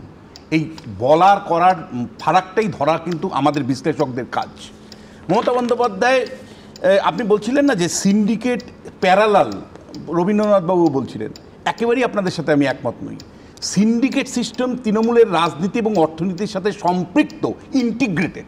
মানে আপনাদের সাথে কমপ্লিটলি আমি ডিফার করছি, এটা ইন্টিগ্রেটেড ব্যবস্থা। তৃণমূল যে রাজনীতি করে সেই রাজনীতিতে মানে আপনি যেহেতু এই মুহূর্তে মানুষের হাতে কাজ দিতে পারছেন না, মানুষকে কোনো কিছু সুরাহা দিতে পারছেন না, জীবিকা দিতে পারছেন না, ফলে আপনাকে কর্মী সমর্থকদেরকে করে খাওয়ার জন্যই আপনার ওই সিন্ডিকেটটা, মানে যতই মুখে বলুন না কেন, শেষ পর্যন্ত সিন্ডিকেট ব্যবস্থাকে চালু রাখতে হচ্ছে। পুলিশি ব্যবস্থা নেওয়ার মতন বা কোনো পলিটিক্যাল উইল আপনি দেখাতে পারছেন না, কারণ ওই ছেলেগুলো, লক্ষ লক্ষ ছেলেগুলো কী করবে? ফলে এই ছেলেগুলো কোনো না কোনো কাউন্সিলরের আন্ডারে, কোনো না কোনো মানে পঞ্চায়েত সদস্যের আন্ডারে, কোনো না কোনো এমএলএর আন্ডারে, এক একটা এমএলএকে কেন্দ্র করে 50টা ছেলে ঘুরছে। এই ছেলেগুলো সারাদিন অন্য কোনো কাজ করে না, তাদের পরিবারগুলো চলে কী করে? একটা কাউন্সিলরের আন্ডারে 20টা ছেলে ঘুরছে, এই 20টা ছেলের দৈনন্দিন জীবন চলে করি একবার প্রশ্ন করেছেন মমতা বন্দ্যোপাধ্যায়? ফলে তৃণমূল যে রাজনীতিটা করে সেখানে সিন্ডিকেটের সাথে সম্পর্কিত তৃণমূলের রাজনীতি, এবং এটা কৌশল তার। এই ব্যবস্থার মধ্য দিয়ে তৃণমূলের সংগঠনকে ধরে রাখতে হবে, বাড়াতে হবে, এবং এই সিন্ডিকেটের যারা ছেলে তারাই তো ভোটের সময় তৃণমূলের হয়ে খাটে, এরাই তো বিরোধীদেরকে নমিনেশন সাবমিট করতে দেয় না, এরাই তো দিনের পর দিন বিরোধী শূন্য করে জয় হয়। এবং এদের মাধ্যমে, এই যে অভিষেক বন্দ্যোপাধ্যায় বললেন, এদেরকে সঙ্গে নিয়ে, এই সিন্ডিকেটের ছেলেগুলোকে সঙ্গে নিয়েই তৃণমূল যে রাজনীতি, সাংগঠনিক রাজনীতি করে, তার ফলেই 7 লক্ষ ভোটে যেতে অভিষেক বন্দ্যোপাধ্যায়। সেই কারণেই দক্ষিণ 24 পরগনায় 50% বেশি বিরোধী শূন্য অবস্থায় জয়ী হয়। আমি বলছি যে এটা অর্থনীতি এবং রাজনীতির সাথে সম্পৃক্ত, এটা আলাদা করাটা কিন্তু ভীষণ ভীষণ ভুল হবে আপনাদের। দ্বিতীয় যে বিষয়টা, সেটা হলো তৃণমূল কংগ্রেস মানে যতদিন, মানে আপনি বলতে পারেন যে এর সুরাহা কী?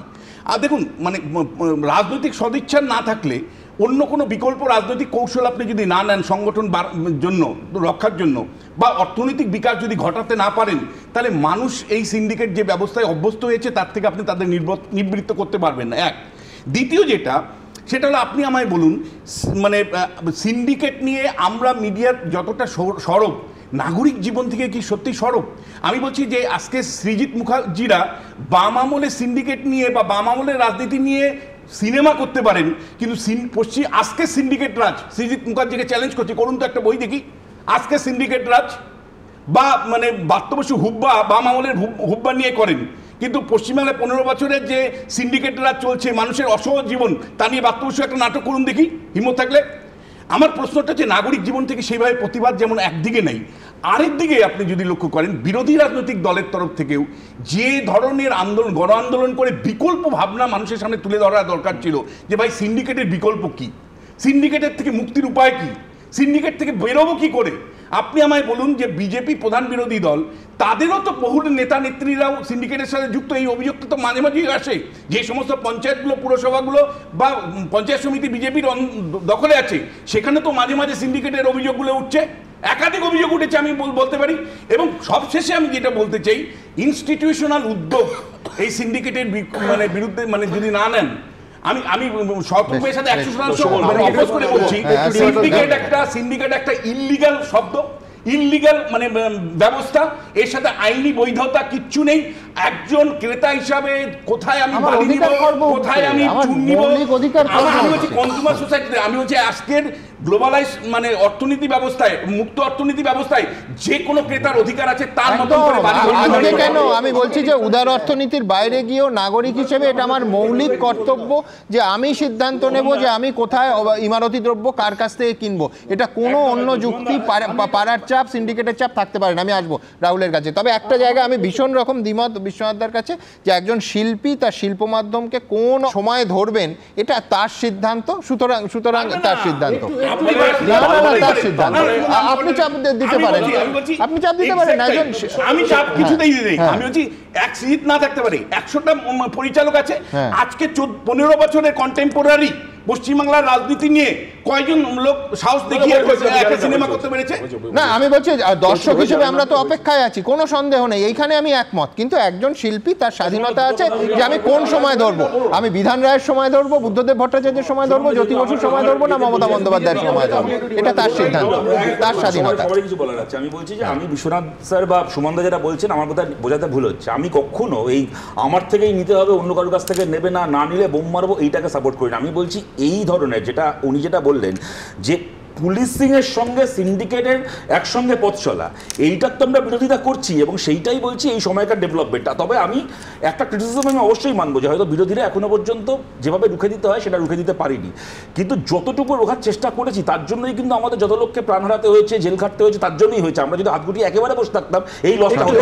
আর আমার লাস্ট সেন্টেন্স তোমাকেই বলছি, অভ্র এর আগে যেটা বললো যে বাম আমল থেকে আমরা সিন্ডিকেটকে বৈধতা দিচ্ছি, ঘটনা হচ্ছে বুক ঠুকে যে লোকটা বলেছিল যে হ্যাঁ পশ্চিমবাংলায় সিন্ডিকেট আছে এবং থাকবে, সেই সব্যসাচী দত্তকে কিন্তু অভ্রদলই দলে নিয়ে আবার বিধানসভায় ভোটে দাঁড় করিয়েছিল। এটা কিন্তু সিপিএম কথা বলি, আমি এই কারণেই মমতা বন্দ্যোপাধ্যায়ের কবিতাটা কোট করে আমার বক্তব্য শুরু করেছিলাম, কারণ সংস্কৃতিবান বাঙালির আজকে কোথাও দাঁড়িয়ে কিন্তু নিজেকে প্রশ্ন করা দরকার যে বাঙালি নিজেকে প্রশ্ন করবে, বিরোধী নিজেকে প্রশ্ন করবে না, কিন্তু বাঙালি ব্রাত্যবসুত বাঙালি আমরা তাহলে কোনটাকে কালচার মনে করব? আমরা কি প্রতিষ্ঠানকে এক্স্যাক্টলি মাই পয়েন্ট, বোম মারছে এরা তো ওই জায়গায় নিয়ে চলে যাচ্ছে।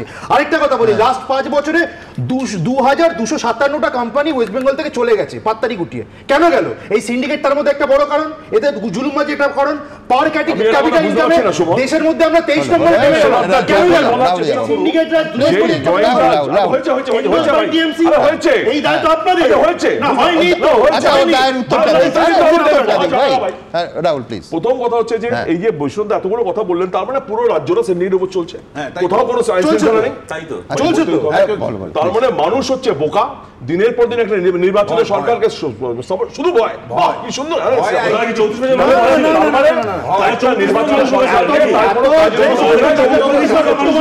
সমস্যা হচ্ছে জীবিকার জন্য যারা কর্মসংস্থান খুঁজে বেড়াচ্ছে, কর্মসংস্থানে জড়িয়ে আছে, যদি বেআইনি হয় নিশ্চয়ই তার বিরুদ্ধে ব্যবস্থা নেওয়া হবে।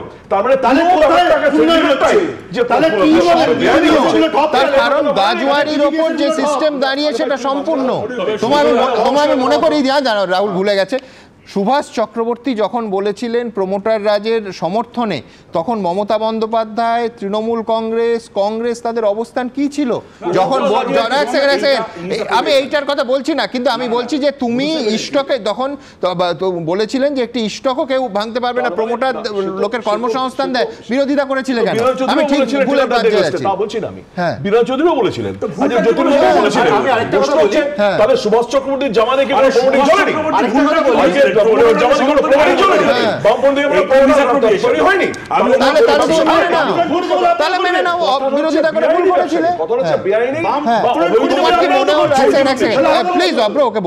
আমি বলছি তোমার কি মনে হয় বীরভূম বা বজবজে যে ছবিটা দেখলাম সেটা আইনি ব্যবস্থার কোনো প্রতিফলন?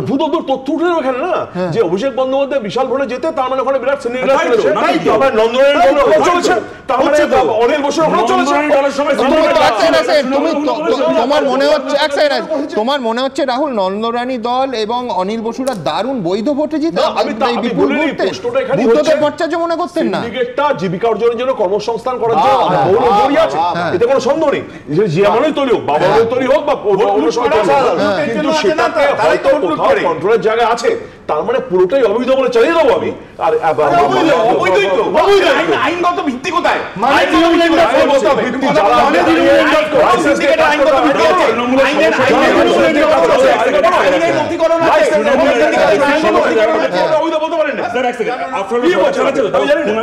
শোনাচ্ছিলে ওনার প্রেস ইয়েটা, উনি বলছেন যে এটা হতে পারে পারিবারিক সমস্যা, ভাই ভাইয়ের সমস্যা, দুটো ক্লাবের মধ্যে সমস্যা। প্রশ্নটা হচ্ছে এটা রাজনৈতিক হোক কি পারিবারিক ভাই ভাই ক্লাবের মধ্যে সমস্যা হোক, যে কোনো সমস্যাতেই গুলি চলবে কেন, বোম আসবে কেন, এইটার তো উত্তর যে সরকার চালাচ্ছে তাকে দিতে হবে।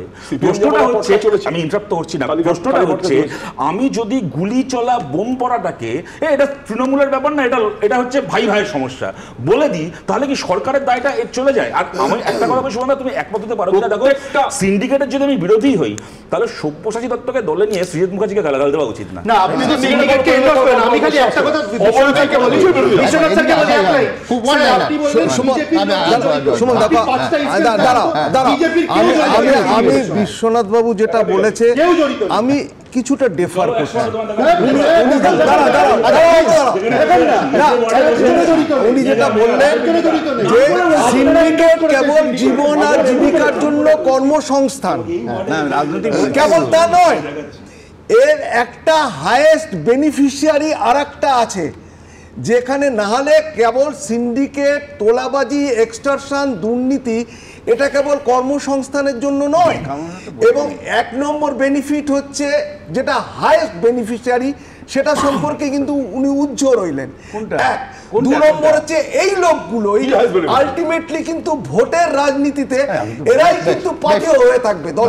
এটা তো বললেন, আমি আজ জেলা টেলা দেখাচ্ছিলাম, এবার একেবারে কলকাতা শহর সেন্ট্রাল এভিনিউর একটা ছবি দেখাবো, কিন্তু এটা শুধুমাত্র তুতু ম্যায় বিরোধী বনাম শাসক তার বিষয় নয়, একটা গভীর এবং অত্যন্ত হতাশাজনক, গভীর চিন্তার উদ্বেগের একটা সামাজিক সমস্যাও আছে। সব ব্যাপারটা রাজনীতির বাইরে বেরিয়ে, রাজনীতি তো দেখাবই, কিন্তু তার বাইরেও আমরা দেখব যে কোথায় আমাদের এই সমাজ এই মুহূর্তে দাঁড়িয়ে আছে, চোখে আঙুল দিয়ে, যেটা এই ডাকাতি বলুন, লুট বলুন, সেন্ট্রাল এভিনিউয়ের বুকে এই ঘটনা আমাদের দেখিয়ে দিল। কিন্তু তার আগে আপনাদের দেখাবো এই নিয়ে আপনারা কি বলছেন। আপনারা জানেন আমাদের ভেরিফাইড এক্স অ্যাকাউন্ট সঙ্গে সুমন@IAM সুমন। প্রচুর মন্তব্য সিন্ডিকেট রাজ নিয়ে, দ্রুত কয়েকটা মন্তব্য নেব। কৃষ্ণচন্দ্র ভর লিখছেন, সিন্ডিকেট রাজ নিয়ন্ত্রণ করে রাজ্যে আইনের শাসন প্রতিষ্ঠিত হবে কবে?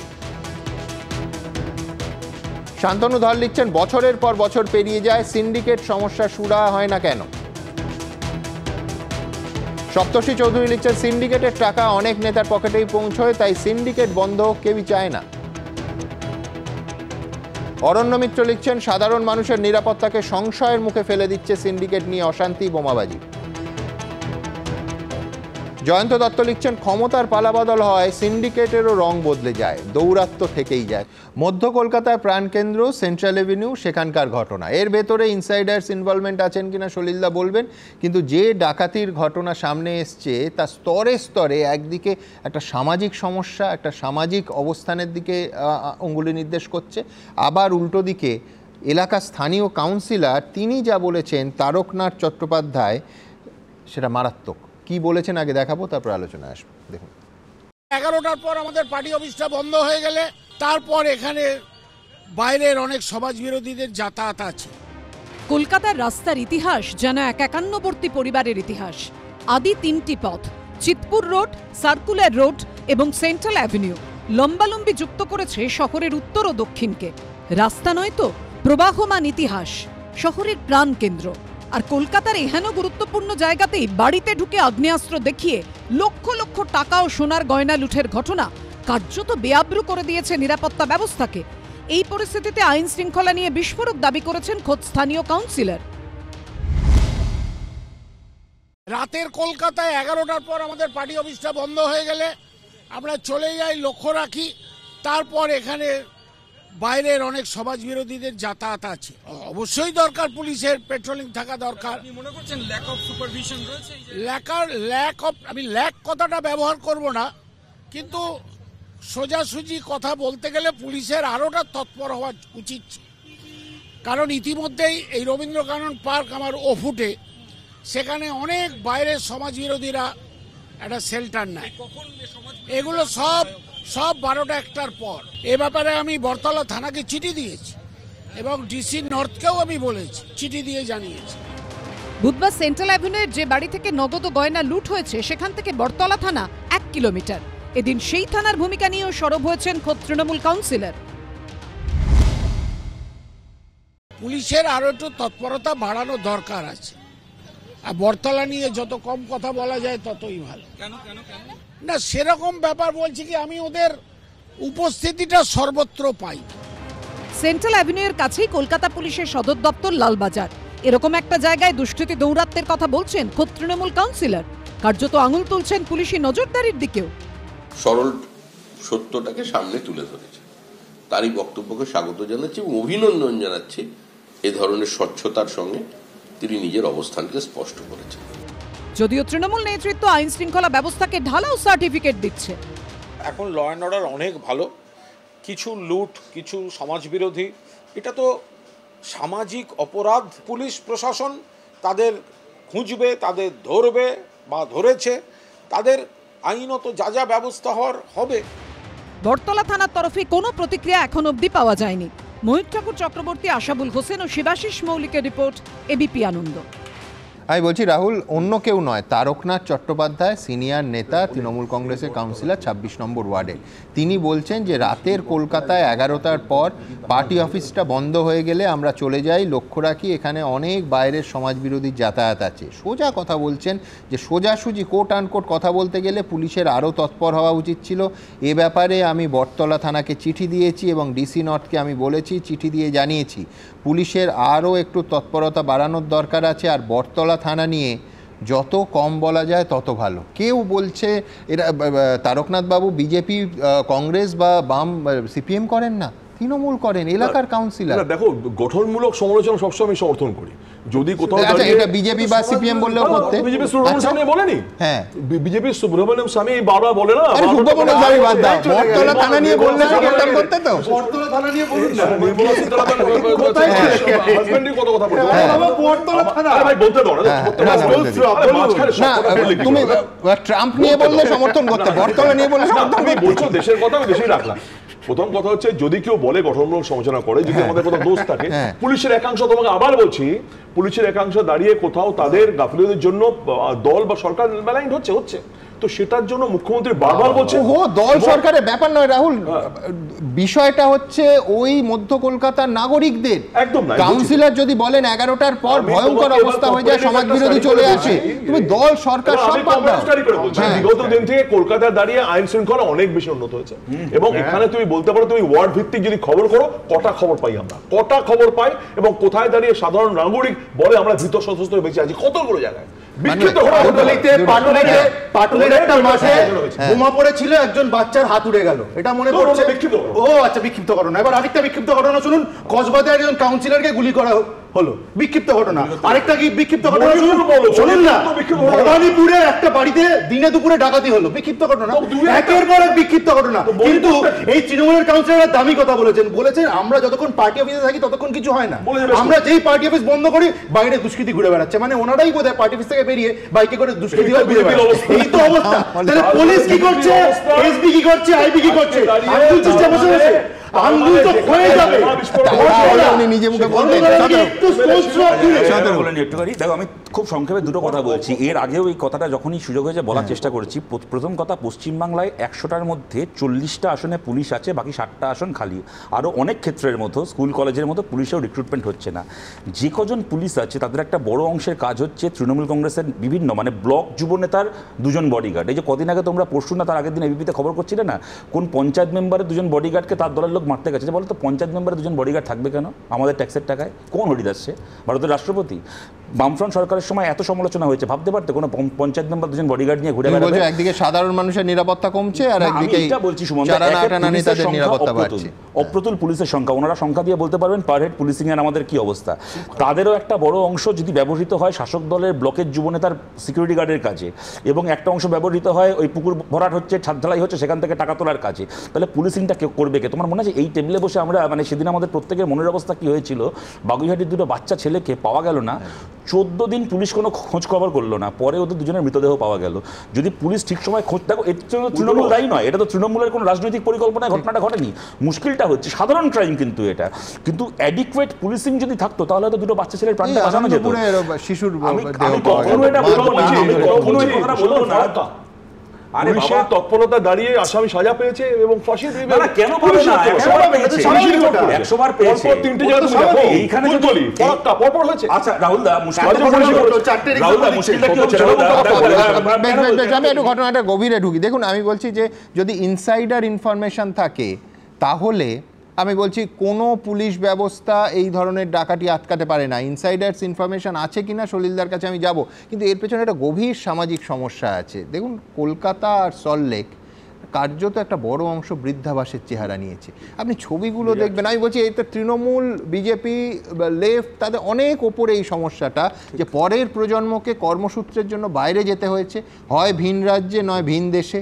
প্রৌঢ়া মা এয়ারপোর্টে গেছিলেন, ফেরার সময় পড়ে গিয়ে ফিমার বোন ভেঙে শয্যাশায়ী। আমি বলছি কতটা অসহায়।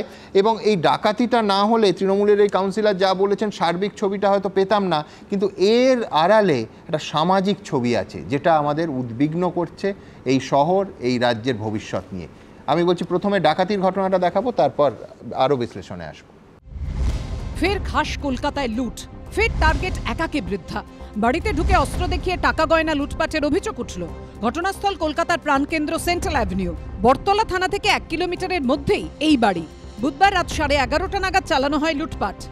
326 সেন্ট্রাল এভিনিউ যে বহুতল আমরা দেখাচ্ছি, এই বহুতলেই একটা দুঃসাহসিক ঘটনা ঘটেছে। যে এসেছিল অভিযুক্ত ধারালো অস্ত্র দেখায় এবং এই বহুতলেই যে বাড়ি রয়েছে এখানে একজন বয়স্ক মহিলা থাকেন, তার পায়ে কিছুদিন আগে পা ভেঙে গেছে। তাকে তদারকি করার জন্য আরেকজন অ্যাটেন্ডেন্ট আছেন। যেটা পুলিশ সূত্রে খবর পাওয়া যাচ্ছে যে বাড়ির তলায় একজন কেয়ারটেকার আছে। অনেকটা জায়গা জুড়ে এই বাড়ি। বাড়িতে একাই থাকেন বছর 65 মধুমিতা মিত্র। 2 মেয়ে বেঙ্গালুরুতে থাকেন। বাড়িতে লোক বলতে সর্বক্ষণের জন্য একজন পরিচারিকা আর এক কেয়ারটেকার। বাড়ির দরজা রিমোট কন্ট্রোল সিস্টেমের মাধ্যমে তালা বন্ধ থাকে। বাড়ির নিচের তলায় ঘর কেয়ারটেকারের। পরিচারিকার দাবি বুধবার রাত 11:30 নাগাদ কেয়ারটেকার কলিং বেল বাজিয়ে জানান তিনি জল ভরবেন, তাই ভেতরে ঢুকতে চান। রিমোট কন্ট্রোলে খুলে দেওয়া হয় বাড়ির মেন দরজা। অভিযোগ সেই সময় বাড়িতে ঢুকে 1 বা 2 জন দুষ্কৃতী ধারালো অস্ত্র দেখিয়ে লুট করে নেওয়া হয় লক্ষ লক্ষ টাকা সোনার গয়না। আমি একটু জল খাবো, গেটটা খোলো। তা আমি বলছি দেখ এখন আমি শুয়ে পড়েছি, পারছি না। বলে মাসি খোলো। কিছুক্ষণ পর গেটটা খুলে দিয়েছি। আমি আবার নিচে নামিনি, রিমোটে খুলেছি। খিল দিয়ে আমি শুয়ে পড়েছি বাবা, আর আমি কিছু জানি না। উনি তো একদম শয্যাশায়ী, অপারেশন হয়েছে, শুয়ে আছেন। উনি কি একা থাকেন? হ্যাঁ একাই থাকেন। আর বাড়ির তলায় কে কে থাকে? ওনার কিছু লোকজন আছে, কেয়ারটেকার আছে, কিছু পরিচারিকা আছে। না তারপরে আসিনি আমি, আর এই 2 দিন তো আসেনি। এবং ভদ্রমহিলার যা শারীরিক অবস্থা, উনি হাঁটাচলা করতে পারেন? না পারেন না। ওনার তো ভেঙে গেছে, ফিমার বোন ভেঙে গিয়ে অপারেশন হয়েছে। প্রাথমিকভাবে পুলিশের অনুমান পরিচিত কেউ লুটের সঙ্গে যুক্ত থাকতে পারে। কেয়ারটেকারকে জিজ্ঞাসাবাদ করছে বটতলা থানার পুলিশ। খতিয়ে দেখা হচ্ছে সিসিটিভি ফুটেজ। ময়ূক ঠাকুর চক্রবর্তীর রিপোর্ট, এবিপি আনন্দ, কলকাতা। আমি সলিলদার কাছে আসবো। সলিলদা, পৃথিবীর কোনো প্রথম বিশ্বের কোনো উন্নত শহরেও নাগরিক পিছু পুলিশ দেওয়া সম্ভব না, এটা সম্ভব নয়। আমি বলছি যদি আবার বলছি ইনসাইডার্স ইনফরমেশন থাকে আর স্পেসিফিক ইনপুট থাকে, এই ডাকাতি হয় পুলিশের আটকানো। কিন্তু আমি বলছি যে কাউন্সিলর যেটা বলছেন যে রাত 11টার পর সার্বিক আইন শৃঙ্খলা নিয়ে, এই শহরে বহু বয়স্ক, হয় একা নয় বয়স্ক 2 জন, এইভাবে হয় সিকিউরিটি গার্ডের ওপর, কেয়ারটেকারের ওপর অথবা কেয়ার গিভারের ওপর আশ্রয় করে তারা আছেন। কিভাবে বাঁচবেন তারা? দেখো এই পার্টিকুলার ক্রাইমটা যেটা বলছো তুমি, এই পার্টিকুলার ক্রাইমটা কিন্তু সিরিয়াসলি একটা, আমি বলছি যে একটা ইনপুট কিন্তু ফ্রম দ্য ইনসাইড ইনপুট গেছে from the to the criminals. 1 2 নম্বর যেটা কাউন্সিলর যেটা বলছেন সমাজ বিরোধীদের মানে আনইন্টারাপ্টেড মুভমেন্ট, সেটা কিন্তু সঠিক। তার মানে কি? তার মানে পুলিশের ইন্টেলিজেন্সটা কাজ করছে না এবং ওয়াচটা নেই। ওয়াচটা যদি থাকতো এবং এই প্রণাম সিস্টেমটা যদি আরও অ্যাক্টিভাইজ হতো, তাহলে কিন্তু এই পৌরা যারা আছে তাদের সঙ্গে কিন্তু কনস্ট্যান্ট যোগাযোগ, এবং পার্টিকুলারলি সেই বাড়িগুলো কিন্তু ইয়ারমার্ক করা থাকে। রাত্রিবেলা মোটরসাইকেল হোক, গাড়ি হোক, তারা মানে পুলিশের ভিজিটটা, পুলিশের ফ্রিকোয়েন্ট মুভমেন্টটা is absent. So there lies the difficulty, there lies the problem, there lies the source of crime. আমি তোমায় বলছি এটা কিন্তু ডিটেকশন হবে এবং খুব বেশি দূরের লোক নয়। এবং সবচাইতে বড় কথা, এটা কিন্তু চিতপুর রোড এবং সেন্ট্রাল এভিনিউ প্রিসাইজলি কিন্তু নর্থ ডিভিশনের আন্ডারে পড়ছে, হয়তো সম্ভবত নর্থ অথবা ডিসি সেন্ট্রাল, দুটোর মাঝামাঝি পড়ছে। এবং সেই বটতলা সেই ইনফেমাস বটতলা সম্পর্কে যেখানে আমাদের পঙ্কজ দত্তকে কনস্ট্যান্ট ইন্টারোগেশন করা হয়েছিল, 4 ঘন্টা ঘন্টার পর ঘন্টা ইন্টারোগেশন করা হয়েছিল, খুব সাস্টেইন। পঙ্কজদাকে নিগৃহীত করার ওই বটতলা থানার সম্পর্কে আজ তৃণমূলের কাউন্সিলর বলছেন সেই থানার কথা যত কম বলা যায় তত ভালো। এত systematic interrogation that ultimately resulted in his death. আমি আসি, দেখুন আমি প্রথমে একটা জায়গায় সলিলদার সঙ্গে একমত যে কলকাতা পুলিশ আমার ধারণা কয়েক ঘন্টা হয়তো কালকের মধ্যে এই পুরো জিনিসটা ক্র্যাক করে দেবে, ব্রেক থ্রু করবে। তার কারণ যেভাবে হয়েছে মোটামুটি দেখে বোঝা যাচ্ছে যে একেবারে স্পেসিফিক ইনপুট না থাকলে এইভাবে যায় না। কিন্তু আমার বক্তব্য হচ্ছে যে শহরে কাউন্সিলর বলেন যে আমি ডিসি নর্থকে চিঠি দিয়েছি আর থানায় বটতলা থানার কথা যত কম বলা যায় তত ভালো, এই বয়স্ক মানুষগুলো তো স্থানীয় থানা, আগে আমাদের সময় ছিল পাড়ার ক্লাব, এর ওপর ভিত্তি করে বেঁচে থাকেন। এখানেই তো প্রশ্ন, কতগুলো জায়গায় পুলিশ এইরকম করবে? প্রথম নম্বর হচ্ছে ধরুন ধরা পড়লো, তারপর দীর্ঘদিনের মধ্যে কিছুদিনের মধ্যে এরা বেল পেয়ে যাবে। বেল পেয়ে গিয়ে এই লোকগুলো কি আবার হুমকি দিতে শুরু করবে। এবং এই যে জুডিশিয়ারির, আমরা সবটা নিয়ে আলোচনা করি, কিন্তু এই জুডিশিয়ারির দীর্ঘসূত্রিতা সেটা পুলিশের জন্য না জুডিশিয়ারির কম স্টাফের জন্য আমরা জানি না, কিন্তু এই দীর্ঘসূত্রিতার জন্য একটা বিরাট অ্যামাউন্টের ক্রিমিনাল তারা বেল পেয়ে যাচ্ছে এবং বেল পেয়ে যাওয়ার পরে তারা আবার সেই দুষ্কৃতিরাজ তৈরি করে দিচ্ছে। দ্বিতীয় নম্বর হচ্ছে এমার্জেন্সি অ্যালার্ট সিস্টেম। আপনি ধরুন আমেরিকায় যদি কোনো একটা জিনিস ঘটনা ঘটে, সঙ্গে সঙ্গে 911 বললে উইদিন 1 মিনিট 2 মিনিটস তার বাড়ির সামনে একটা গাড়ি চলে আসবে। এখানে আপনি 100-এ কল করেই যাচ্ছে, রাত্রিবেলায় কল করেই যাচ্ছে, তাদের কোনো এই এমার্জেন্সি অ্যালার্ট সিস্টেমটাকে যদি অ্যাক্টিভাইজ না করা যায়, এবং সেক্ষেত্রে শতরূপ যেটা বলছে পুলিশই নেই, লোক যদি যেখানে 9.5 কোটি লোককে 1,13,000 পুলিশ দেখছে, সেখানে কি এক্সপেক্ট করা যায়?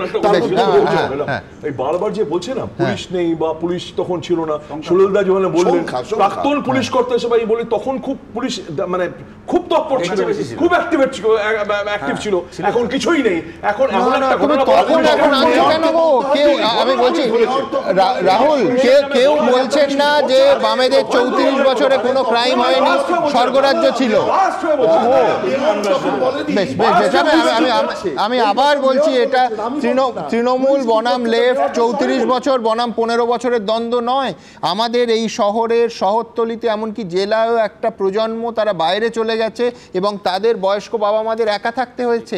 আমি বলছি, আমি সলিলদার এই সাজেশন আমি জানি না কেউ শুনছেন কিনা, নিঃসন্দেহে শুনছেন যে এই প্রণামের মতো প্রজেক্ট আরও বেশি করা যায় কিনা। আমার সম্ভবত 4-5 বছর আগেও আলিপুর এলাকার সম্ভবত একটা থানায় ওই বাড়িতে এই calling system, alert system, signalling system, এইটার একটা মক ড্রিল মতো হয়েছিল। আমি জানি না এটা থানায় এখনো আলিপুরে আছে কিনা, একদম থানায় আছে কিনা, অন্য থানায় ছড়িয়েছে কিনা, কিন্তু আমি বলছি বাঁচাতে হবে তো।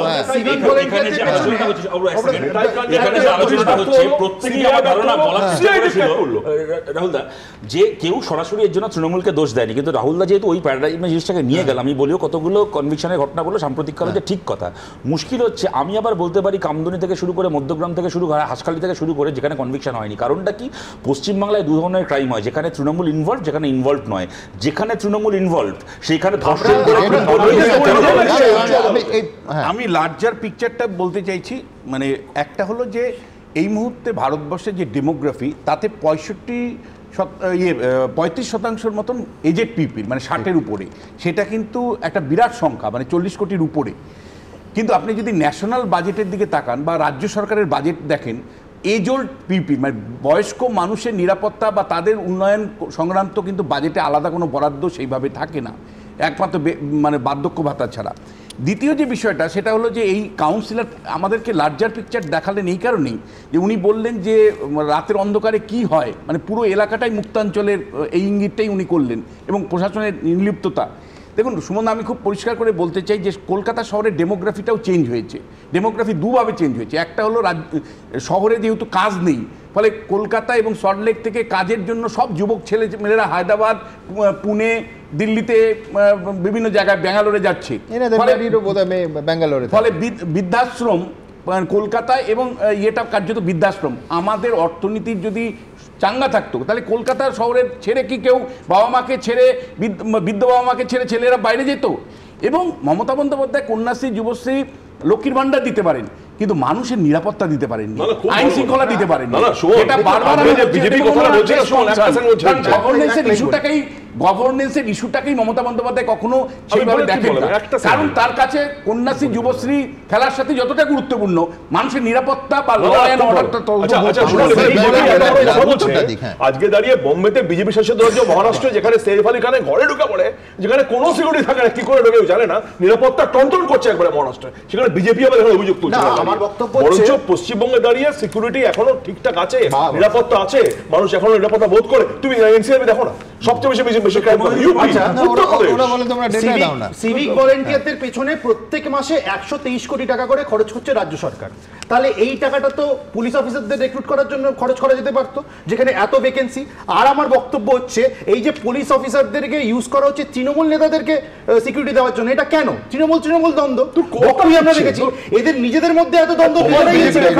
আমি বলছি এই গোটা অনুষ্ঠান তো এই টানাপোড়েনের মধ্যে থাকলো। আমরা শুধু এইটুকু আশা করতে পারি, যেহেতু একটা বড় সংখ্যার মানুষ বয়স্ক এবং তারা একা থাকছেন, হয়তো কেয়ারটেকার আর কেয়ার গিভারদের ওপর নির্ভর করে, আমি বলছি এই পুলিশ এবং প্রশাসন তাদের নিরাপত্তার ঘটনা ঘটার পরে আমি নিশ্চিত যে এই ঘটনার সমাধান পুলিশ করতে পারবে। কলকাতা পুলিশের ওপর এই ভরসা আমাদের আছে। কিন্তু আমার কথা হচ্ছে যে এই ঘটনা, এই রকমের ঘটনা যাতে না ঘটে, এই রকম কোনো সার্বিক সিস্টেমের অপেক্ষায় থাকলাম আমরা। এবং শুধু আমরা নয়, যারা প্রতি মুহূর্তে রীতিমতো কষ্ট করে, অনেক হতাশা, অনেক পরের প্রজন্মের সঙ্গে দূরত্বর মানসিক যন্ত্রণা বুকে নিয়ে বেঁচে আছেন, তাদের বেঁচে থাকার বছরগুলোকে আমরা আরেকটু ভালোভাবে তাদের বাঁচতে দেওয়ার সুযোগ দেব কি না, এই উত্তর দিতে হবে অবশ্যই প্রশাসনকে, সার্বিক জনসমাজকেও, যাদের পাশের বাড়ির ওই বয়স্ক মাসিমা কিংবা মেসমশাইয়ের ওপর নজর রাখতে হবে এবং তাদের ভালো থাকা ইনশিওর করতে হবে। আমি আবার বলছি, রাজনীতি প্রশাসনিক দায়িত্বের পাশাপাশি একটা সামাজিক দায়িত্ব আছে। তার কারণ দ্রুত আমাদের এই শহর, আমাদের এই রাজ্যের এই বয়সের হিসেবটা কিন্তু পরিবর্তিত হয়ে গেছে। আবার বলছি, একটা বড় অংশ কিন্তু এখন বৃদ্ধাবাস, এটা সামাজিক বাস্তবতা। ঠিক এই জায়গা থেকে আমার পরের প্রতিবেদন, যদিও সেটা আবার ঘুরে ফিরে রাজনৈতিক, তার কারণ একজন তৃণমূলের ব্লক সভাপতি প্রকাশ্যে বলছেন, সবথেকে বড় কথা, হরিশ্চন্দ্রপুরে থানার আইসিকে পাশে বসিয়ে বলছেন যে বিধানসভা ভোটে জোরদার খেলা হবে, ফুটবল মাঠের মতো সেখানে রেফারি বা লাল কার্ড থাকবে না, তাই নিজের মতো করে তৈরি হন। আমি বলছি, এই ধরনের বক্তব্যের পরে তারপর আমরা আর্তনাদ করব যে ভোটের দিন কেন অশান্তি হচ্ছে, কি ব্যবস্থা নেওয়া হয়েছে এই নেতার বিরুদ্ধে। প্রশাসন চোখ বন্ধ করে আছে। আগামী বিধানসভায় জোরদার খেলা হবে, সেখানে কোনো রেফারি থাকবে না, কোনো লাল কার্ড থাকবে না, তাই নিজের মতন হয়ে তৈরি হন। সব খেলার সেরা বাঙালির তুমি ফুটবল, কিন্তু বছর ঘুরলে যে বঙ্গে বিধানসভা ভোট, সেখানে রাজনীতির রঙে রঙিন হয়ে ওঠে অরাজনৈতিক গোলাকার বস্তুটিও। তার উপর যখন ফের শোনা যায় সেই চেনা শব্দবন্ধ, খেলা হবে, তখন খেলার মাঠ আর শুধু খেলার মাঠ থাকে না। বৃহস্পতিবার ঠিক যেমনটি ঘটল মালদায়। খেলার মাঠে প্রকাশ্য মঞ্চে থানার ইন্সপেক্টর ইনচার্জের সামনে তৃণমূল ব্লক সভাপতির হুঁশিয়ারি ঘিরে দানা বাঁধল বিতর্ক। খেলাতে আমরা দেখতে পাই বিরোধীরা আটকাবার জন্য পায়ে মারার চেষ্টা করে, পায়ে মারলে কিন্তু রেফারি থাকে, রেফারি লাল কার্ড দেয়। আমি মনে করি সামনে আমাদের যে বিধানসভা ভোট আসছে, আমাদের যে সমস্ত বন্ধু ভাই যারা কর্মীরা আছে তাদেরকে বলবো, তোমরাও সেইভাবে তৈরি হও। আগামী বিধানসভায় জোরদার খেলা হবে, সেখানে কোনো রেফারি থাকবে না, কোনো লাল কার্ড থাকবে না, তাই নিজের মতন হয়ে তৈরি হন। বৃহস্পতিবার স্থানীয় ক্লাবের উদ্যোগে ফুটবল প্রতিযোগিতার আয়োজন করা হয় মালদার হরিশ্চন্দ্রপুরে ভিঙ্গল মাঠে। উপস্থিত ছিলেন স্থানীয় তৃণমূল নেতারা, ছিলেন হরিশ্চন্দ্রপুর থানার আইসি মনোজিৎ সরকার। উদ্বোধনী অনুষ্ঠান মঞ্চে আইসিকে পাশে বসিয়ে বিরোধীদের কার্যত হুঁশিয়ারি দিতে শোনা যায় হরিশ্চন্দ্রপুর 1-এর এ ব্লকের তৃণমূল সভাপতি জিয়াউর রহমানকে। বিজেপি বলছে তৃণমূল আর পুলিশের মধ্যে ফারাক বহুদিন আগেই ঘুচে গেছে, আর সিপিএম পাল্টা তৃণমূলের দিকে চ্যালেঞ্জ ছুটছে। পুলিশ তো ওনাদেরই আছে, আজ পুলিশকে বোম মারছেন, পুলিশকে ধরে পেটাচ্ছেন, তাড়া করছেন ওনারা, পুলিশ পালাচ্ছে। এই যদি পুলিশ হয় তাহলে এই পুলিশের আমরাই বা কেন ভরসা করব? আর সমস্ত গুন্ডা ডাকাতরা মাফিয়ারা যদি টিএমসির নেতা হয়ে যায়, তা পুলিশ বা কি করে? তারা জানে ইতিমধ্যে পঞ্চায়েত নির্বাচনে ওই মাটিতে 7টা গ্রাম পঞ্চায়েত তথা পঞ্চায়েত সমিতিতে খেলা হয়েছে, তৃণমূল 0 গোলে তারা ফিরেছে। যদি তারা মনে করে আবার খেলবে, জনগণকে নিয়ে খেলার জন্য আমরা তৈরি আছি। তৃণমূল অবশ্য দলীয় নেতাদের বক্তব্যের মধ্যে কোনো দোষ দেখছে না। ফুটবল ভালোবাসেন, ফুটবলের ভাষায় কথা বলেছেন। ওসি কি বিধানসভা ভোট করাবেন নাকি? বিধানসভার ভোট তো করাবে কেন্দ্রের বাহিনী এসে, যারা হারবে তারা এখন থেকে ছুতো খুঁজতে আরম্ভ করেছে। ভোট এখনো দেরি, তার আগে থেকেই হুমকি হুঁশিয়ারি শুরু। অভিজিৎ চৌধুরী, করুণাময় সিংহ, অমিত জানার রিপোর্ট, এবিপি আনন্দ। দেখুন, খানিকক্ষণ আগে অভ্রকে আমি জিজ্ঞেস করছিলাম যে ইডির কনভিকশন রেট কত, ও বললো না, কিন্তু তথ্যটা আমার দেওয়ার প্রয়োজন। সেটা হচ্ছে 2024 সালে সংসদে দাঁড়িয়ে কেন্দ্র সরকার বলছে মাত্র 6.42%। আই রিপিট, 6.42% কনভিকশন রেট ইডির 2019 থেকে। আমি বলছি এই পরিসংখ্যান আমার বলে দেওয়ার অপেক্ষা রাখে না, অত্যন্ত কম। আমি এইখানে আমার পরের প্রতিবেদন নেব, যেটা এই এজেন্সি সংক্রান্ত। তার কারণ, প্রাথমিকে স্কুলে চাকরির সুপারিশ কারা করেছিলেন সেই নিয়ে সিবিআই তাদের চার্জশিটে চাঞ্চল্যকর দাবি করলো। দিব্যেন্দু অধিকারী, মমতা বালা ঠাকুর, ভারতী ঘোষ, তিনজনের নাম, তিনজনের সঙ্গেই আমরা কথা বলেছি। তাদের ব্যাখ্যা, সিবিআই চার্জশিটের বক্তব্য, তারা নাকি সুপারিশের চিঠি দিয়েছিলেন। তাদের পাশাপাশি ব্যাখ্যাও আপনাদের সামনে রাখবো সমানভাবে। দেখুন, বিকাশ ভবনের গোডাউনে তল্লাশি চালিয়ে উদ্ধার হয়েছে 324 জন চাকরি প্রার্থীর নামের তালিকা। আর তাদের সুপারিশ করেছেন রাজনৈতিক প্রভাবশালীরা। সুপারিশ করা প্রার্থীদের মধ্যে 134 জনকে নিয়োগও করা হয়েছে। প্রাথমিকে নিয়োগ দুর্নীতি মামলায় সাপ্লিমেন্টারি চার্জশিটে এমনই চাঞ্চল্যকর দাবি করল সিবিআই। আদালতে সাপ্লিমেন্টারি চার্জশিটের সঙ্গে সিবিআই যে নথি জমা দিয়েছে তাতে সুপারিশকারী হিসেবে নাম রয়েছে তৎকালীন তৃণমূল সাংসদ দিব্যেন্দু অধিকারী, যিনি শুভেন্দু অধিকারীর ভাই। এছাড়াও নাম রয়েছে তৃণমূল সাংসদ মমতা ঠাকুর ও পশ্চিম মেদিনীপুরের তৎকালীন পুলিশ সুপার ভারতী ঘোষের। সিবিআই আধিকারিকরা দাবি করছেন সেই নামের তালিকা এবং চিঠির কপি সামনে রেখে আগামী দিনেও তারা তদন্ত চালিয়ে যাবেন এবং আরও কারা কারা চিঠি এবং রিকমেন্ডেশন লেটার পাঠিয়েছিল সেটাও কিন্তু তদন্ত করে দেখা হচ্ছে। গত বছর জুন মাসে নিয়োগ দুর্নীতি মামলার তদন্তে টানা 3 দিন ধরে বিকাশ ভবনের গোডাউনে তল্লাশি চালায় সিবিআই। উদ্ধার হয় রাশি নথি। সিবিআই এর দাবি, সেখানেই একটি নথিতে 2014 প্রাথমিক টেটের 324 জন চাকরি প্রার্থীর নাম ও রোল নাম্বার পাওয়া যায়। তাদের নাম কারা সুপারিশ করেছিলেন সেই উল্লেখ রয়েছে নথিতে। চাকরি প্রার্থীদের নামের তালিকার ওপরেই নাম রয়েছে তৃণমূল সাংসদ মমতা ঠাকুরের, যিনি কপিল কৃষ্ণ ঠাকুরের মৃত্যুর পর 2015 সালে উপনির্বাচনে জয়ী হয়ে বনগাঁর সাংসদ হন। সিবিআই যেটা তারা যদি সেখানে রিপোর্ট দিয়ে থাকে কিনা আমার কাছে সে ধরনের কোনো কিছু আসেও না, আর আমি জানিও না। আমার যে সততা, তাকে বিভিন্নভাবে তাকে কলুষিত করার জন্যই আজকে সেই কাজ তারা করার চেষ্টা করছে। আমি মনে করি এটা কারা করছে, সিবিআই কারা পরিচালনা করে। 26-এর সামনে ইলেকশন, তারা চেষ্টা করছে যে যাতে কিভাবে হোক মমতা ঠাকুরকে কিভাবে দমানো যায়।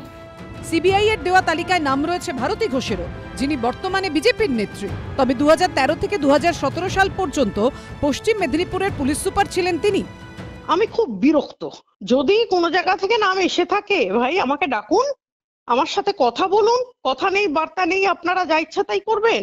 চাকরি জীবনে বহু মানুষের বহু উপকার করেছি। যে বিষ্ণুপুর থেকে একটা মেয়ে এসেছিল, তার মিদনাপুরে সেন্টার পড়েছিল, কিন্তু সে বাঁকুড়া বিষ্ণুপুর সেন্টার চেয়েছিল। তার বাড়িতে কে একজন খুব অসুস্থ ছিল, তখন হয়তো আমি লিখে থাকতে পারি বা বলে থাকতে পারি।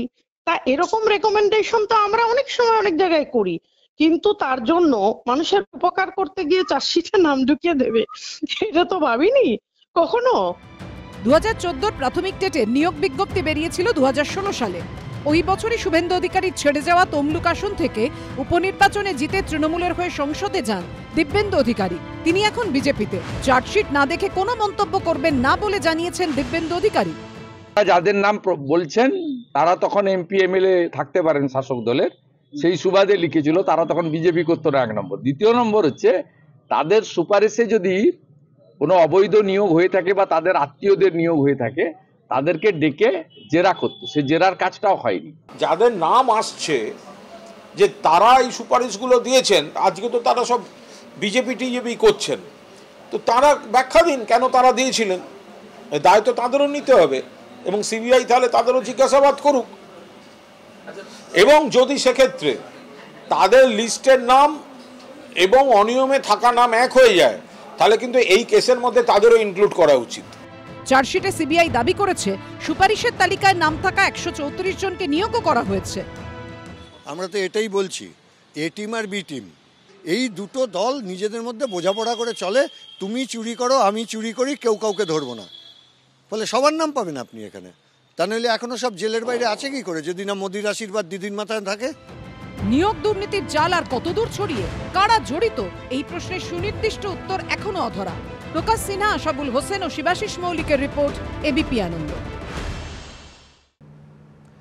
গত কয়েক সপ্তাহে একটার পর একটা আইনি চিঠি, তলব, কঠোরতম ধারা এফআইআর, মামলা, এ সমস্ত কিছুর ঊর্ধ্বে উঠতে পেরেছি আমরা। উঠতে পেরেছি একটাই কারণে, আপনারা পাশে আছেন বলে। গত 20 বছর ধরে এইভাবে পাশে আছেন বলে।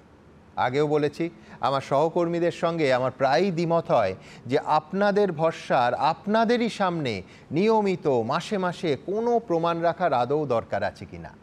ব্যক্তিগতভাবে আমি মনে করি দরকার হয় না। আপনারা জানেন, ভারতবর্ষে 2015 সালের এপ্রিল মাসের পর থেকে একটাই সংস্থা গোটা দেশের সমস্ত টেলিভিশন চ্যানেলের দর্শক সংখ্যার বিচার করতে পারে, বার্ক। তাদের ওয়েবসাইট বা অ্যাপে গিয়ে আপনারা তাদের সমস্ত তথ্য নিজেরাই দেখে নিতে পারেন। আবার বলছি, আপনারা পাশে আছেন বলে, এবং অবশ্যই এ দেশের বিচার ব্যবস্থা সব সময় স্বাধীন ও নিরপেক্ষ সাংবাদিকতার পক্ষে আছে বলে আমরা মাথা উঁচু করে কাজ করতে পারি আজও। তাই আজ নানা প্রতিকূলতার মধ্যে কাজ করে চলা সমস্ত নিউজ চ্যানেলকে এবিপি আনন্দের শুভেচ্ছা আর আপনাদের প্রণাম।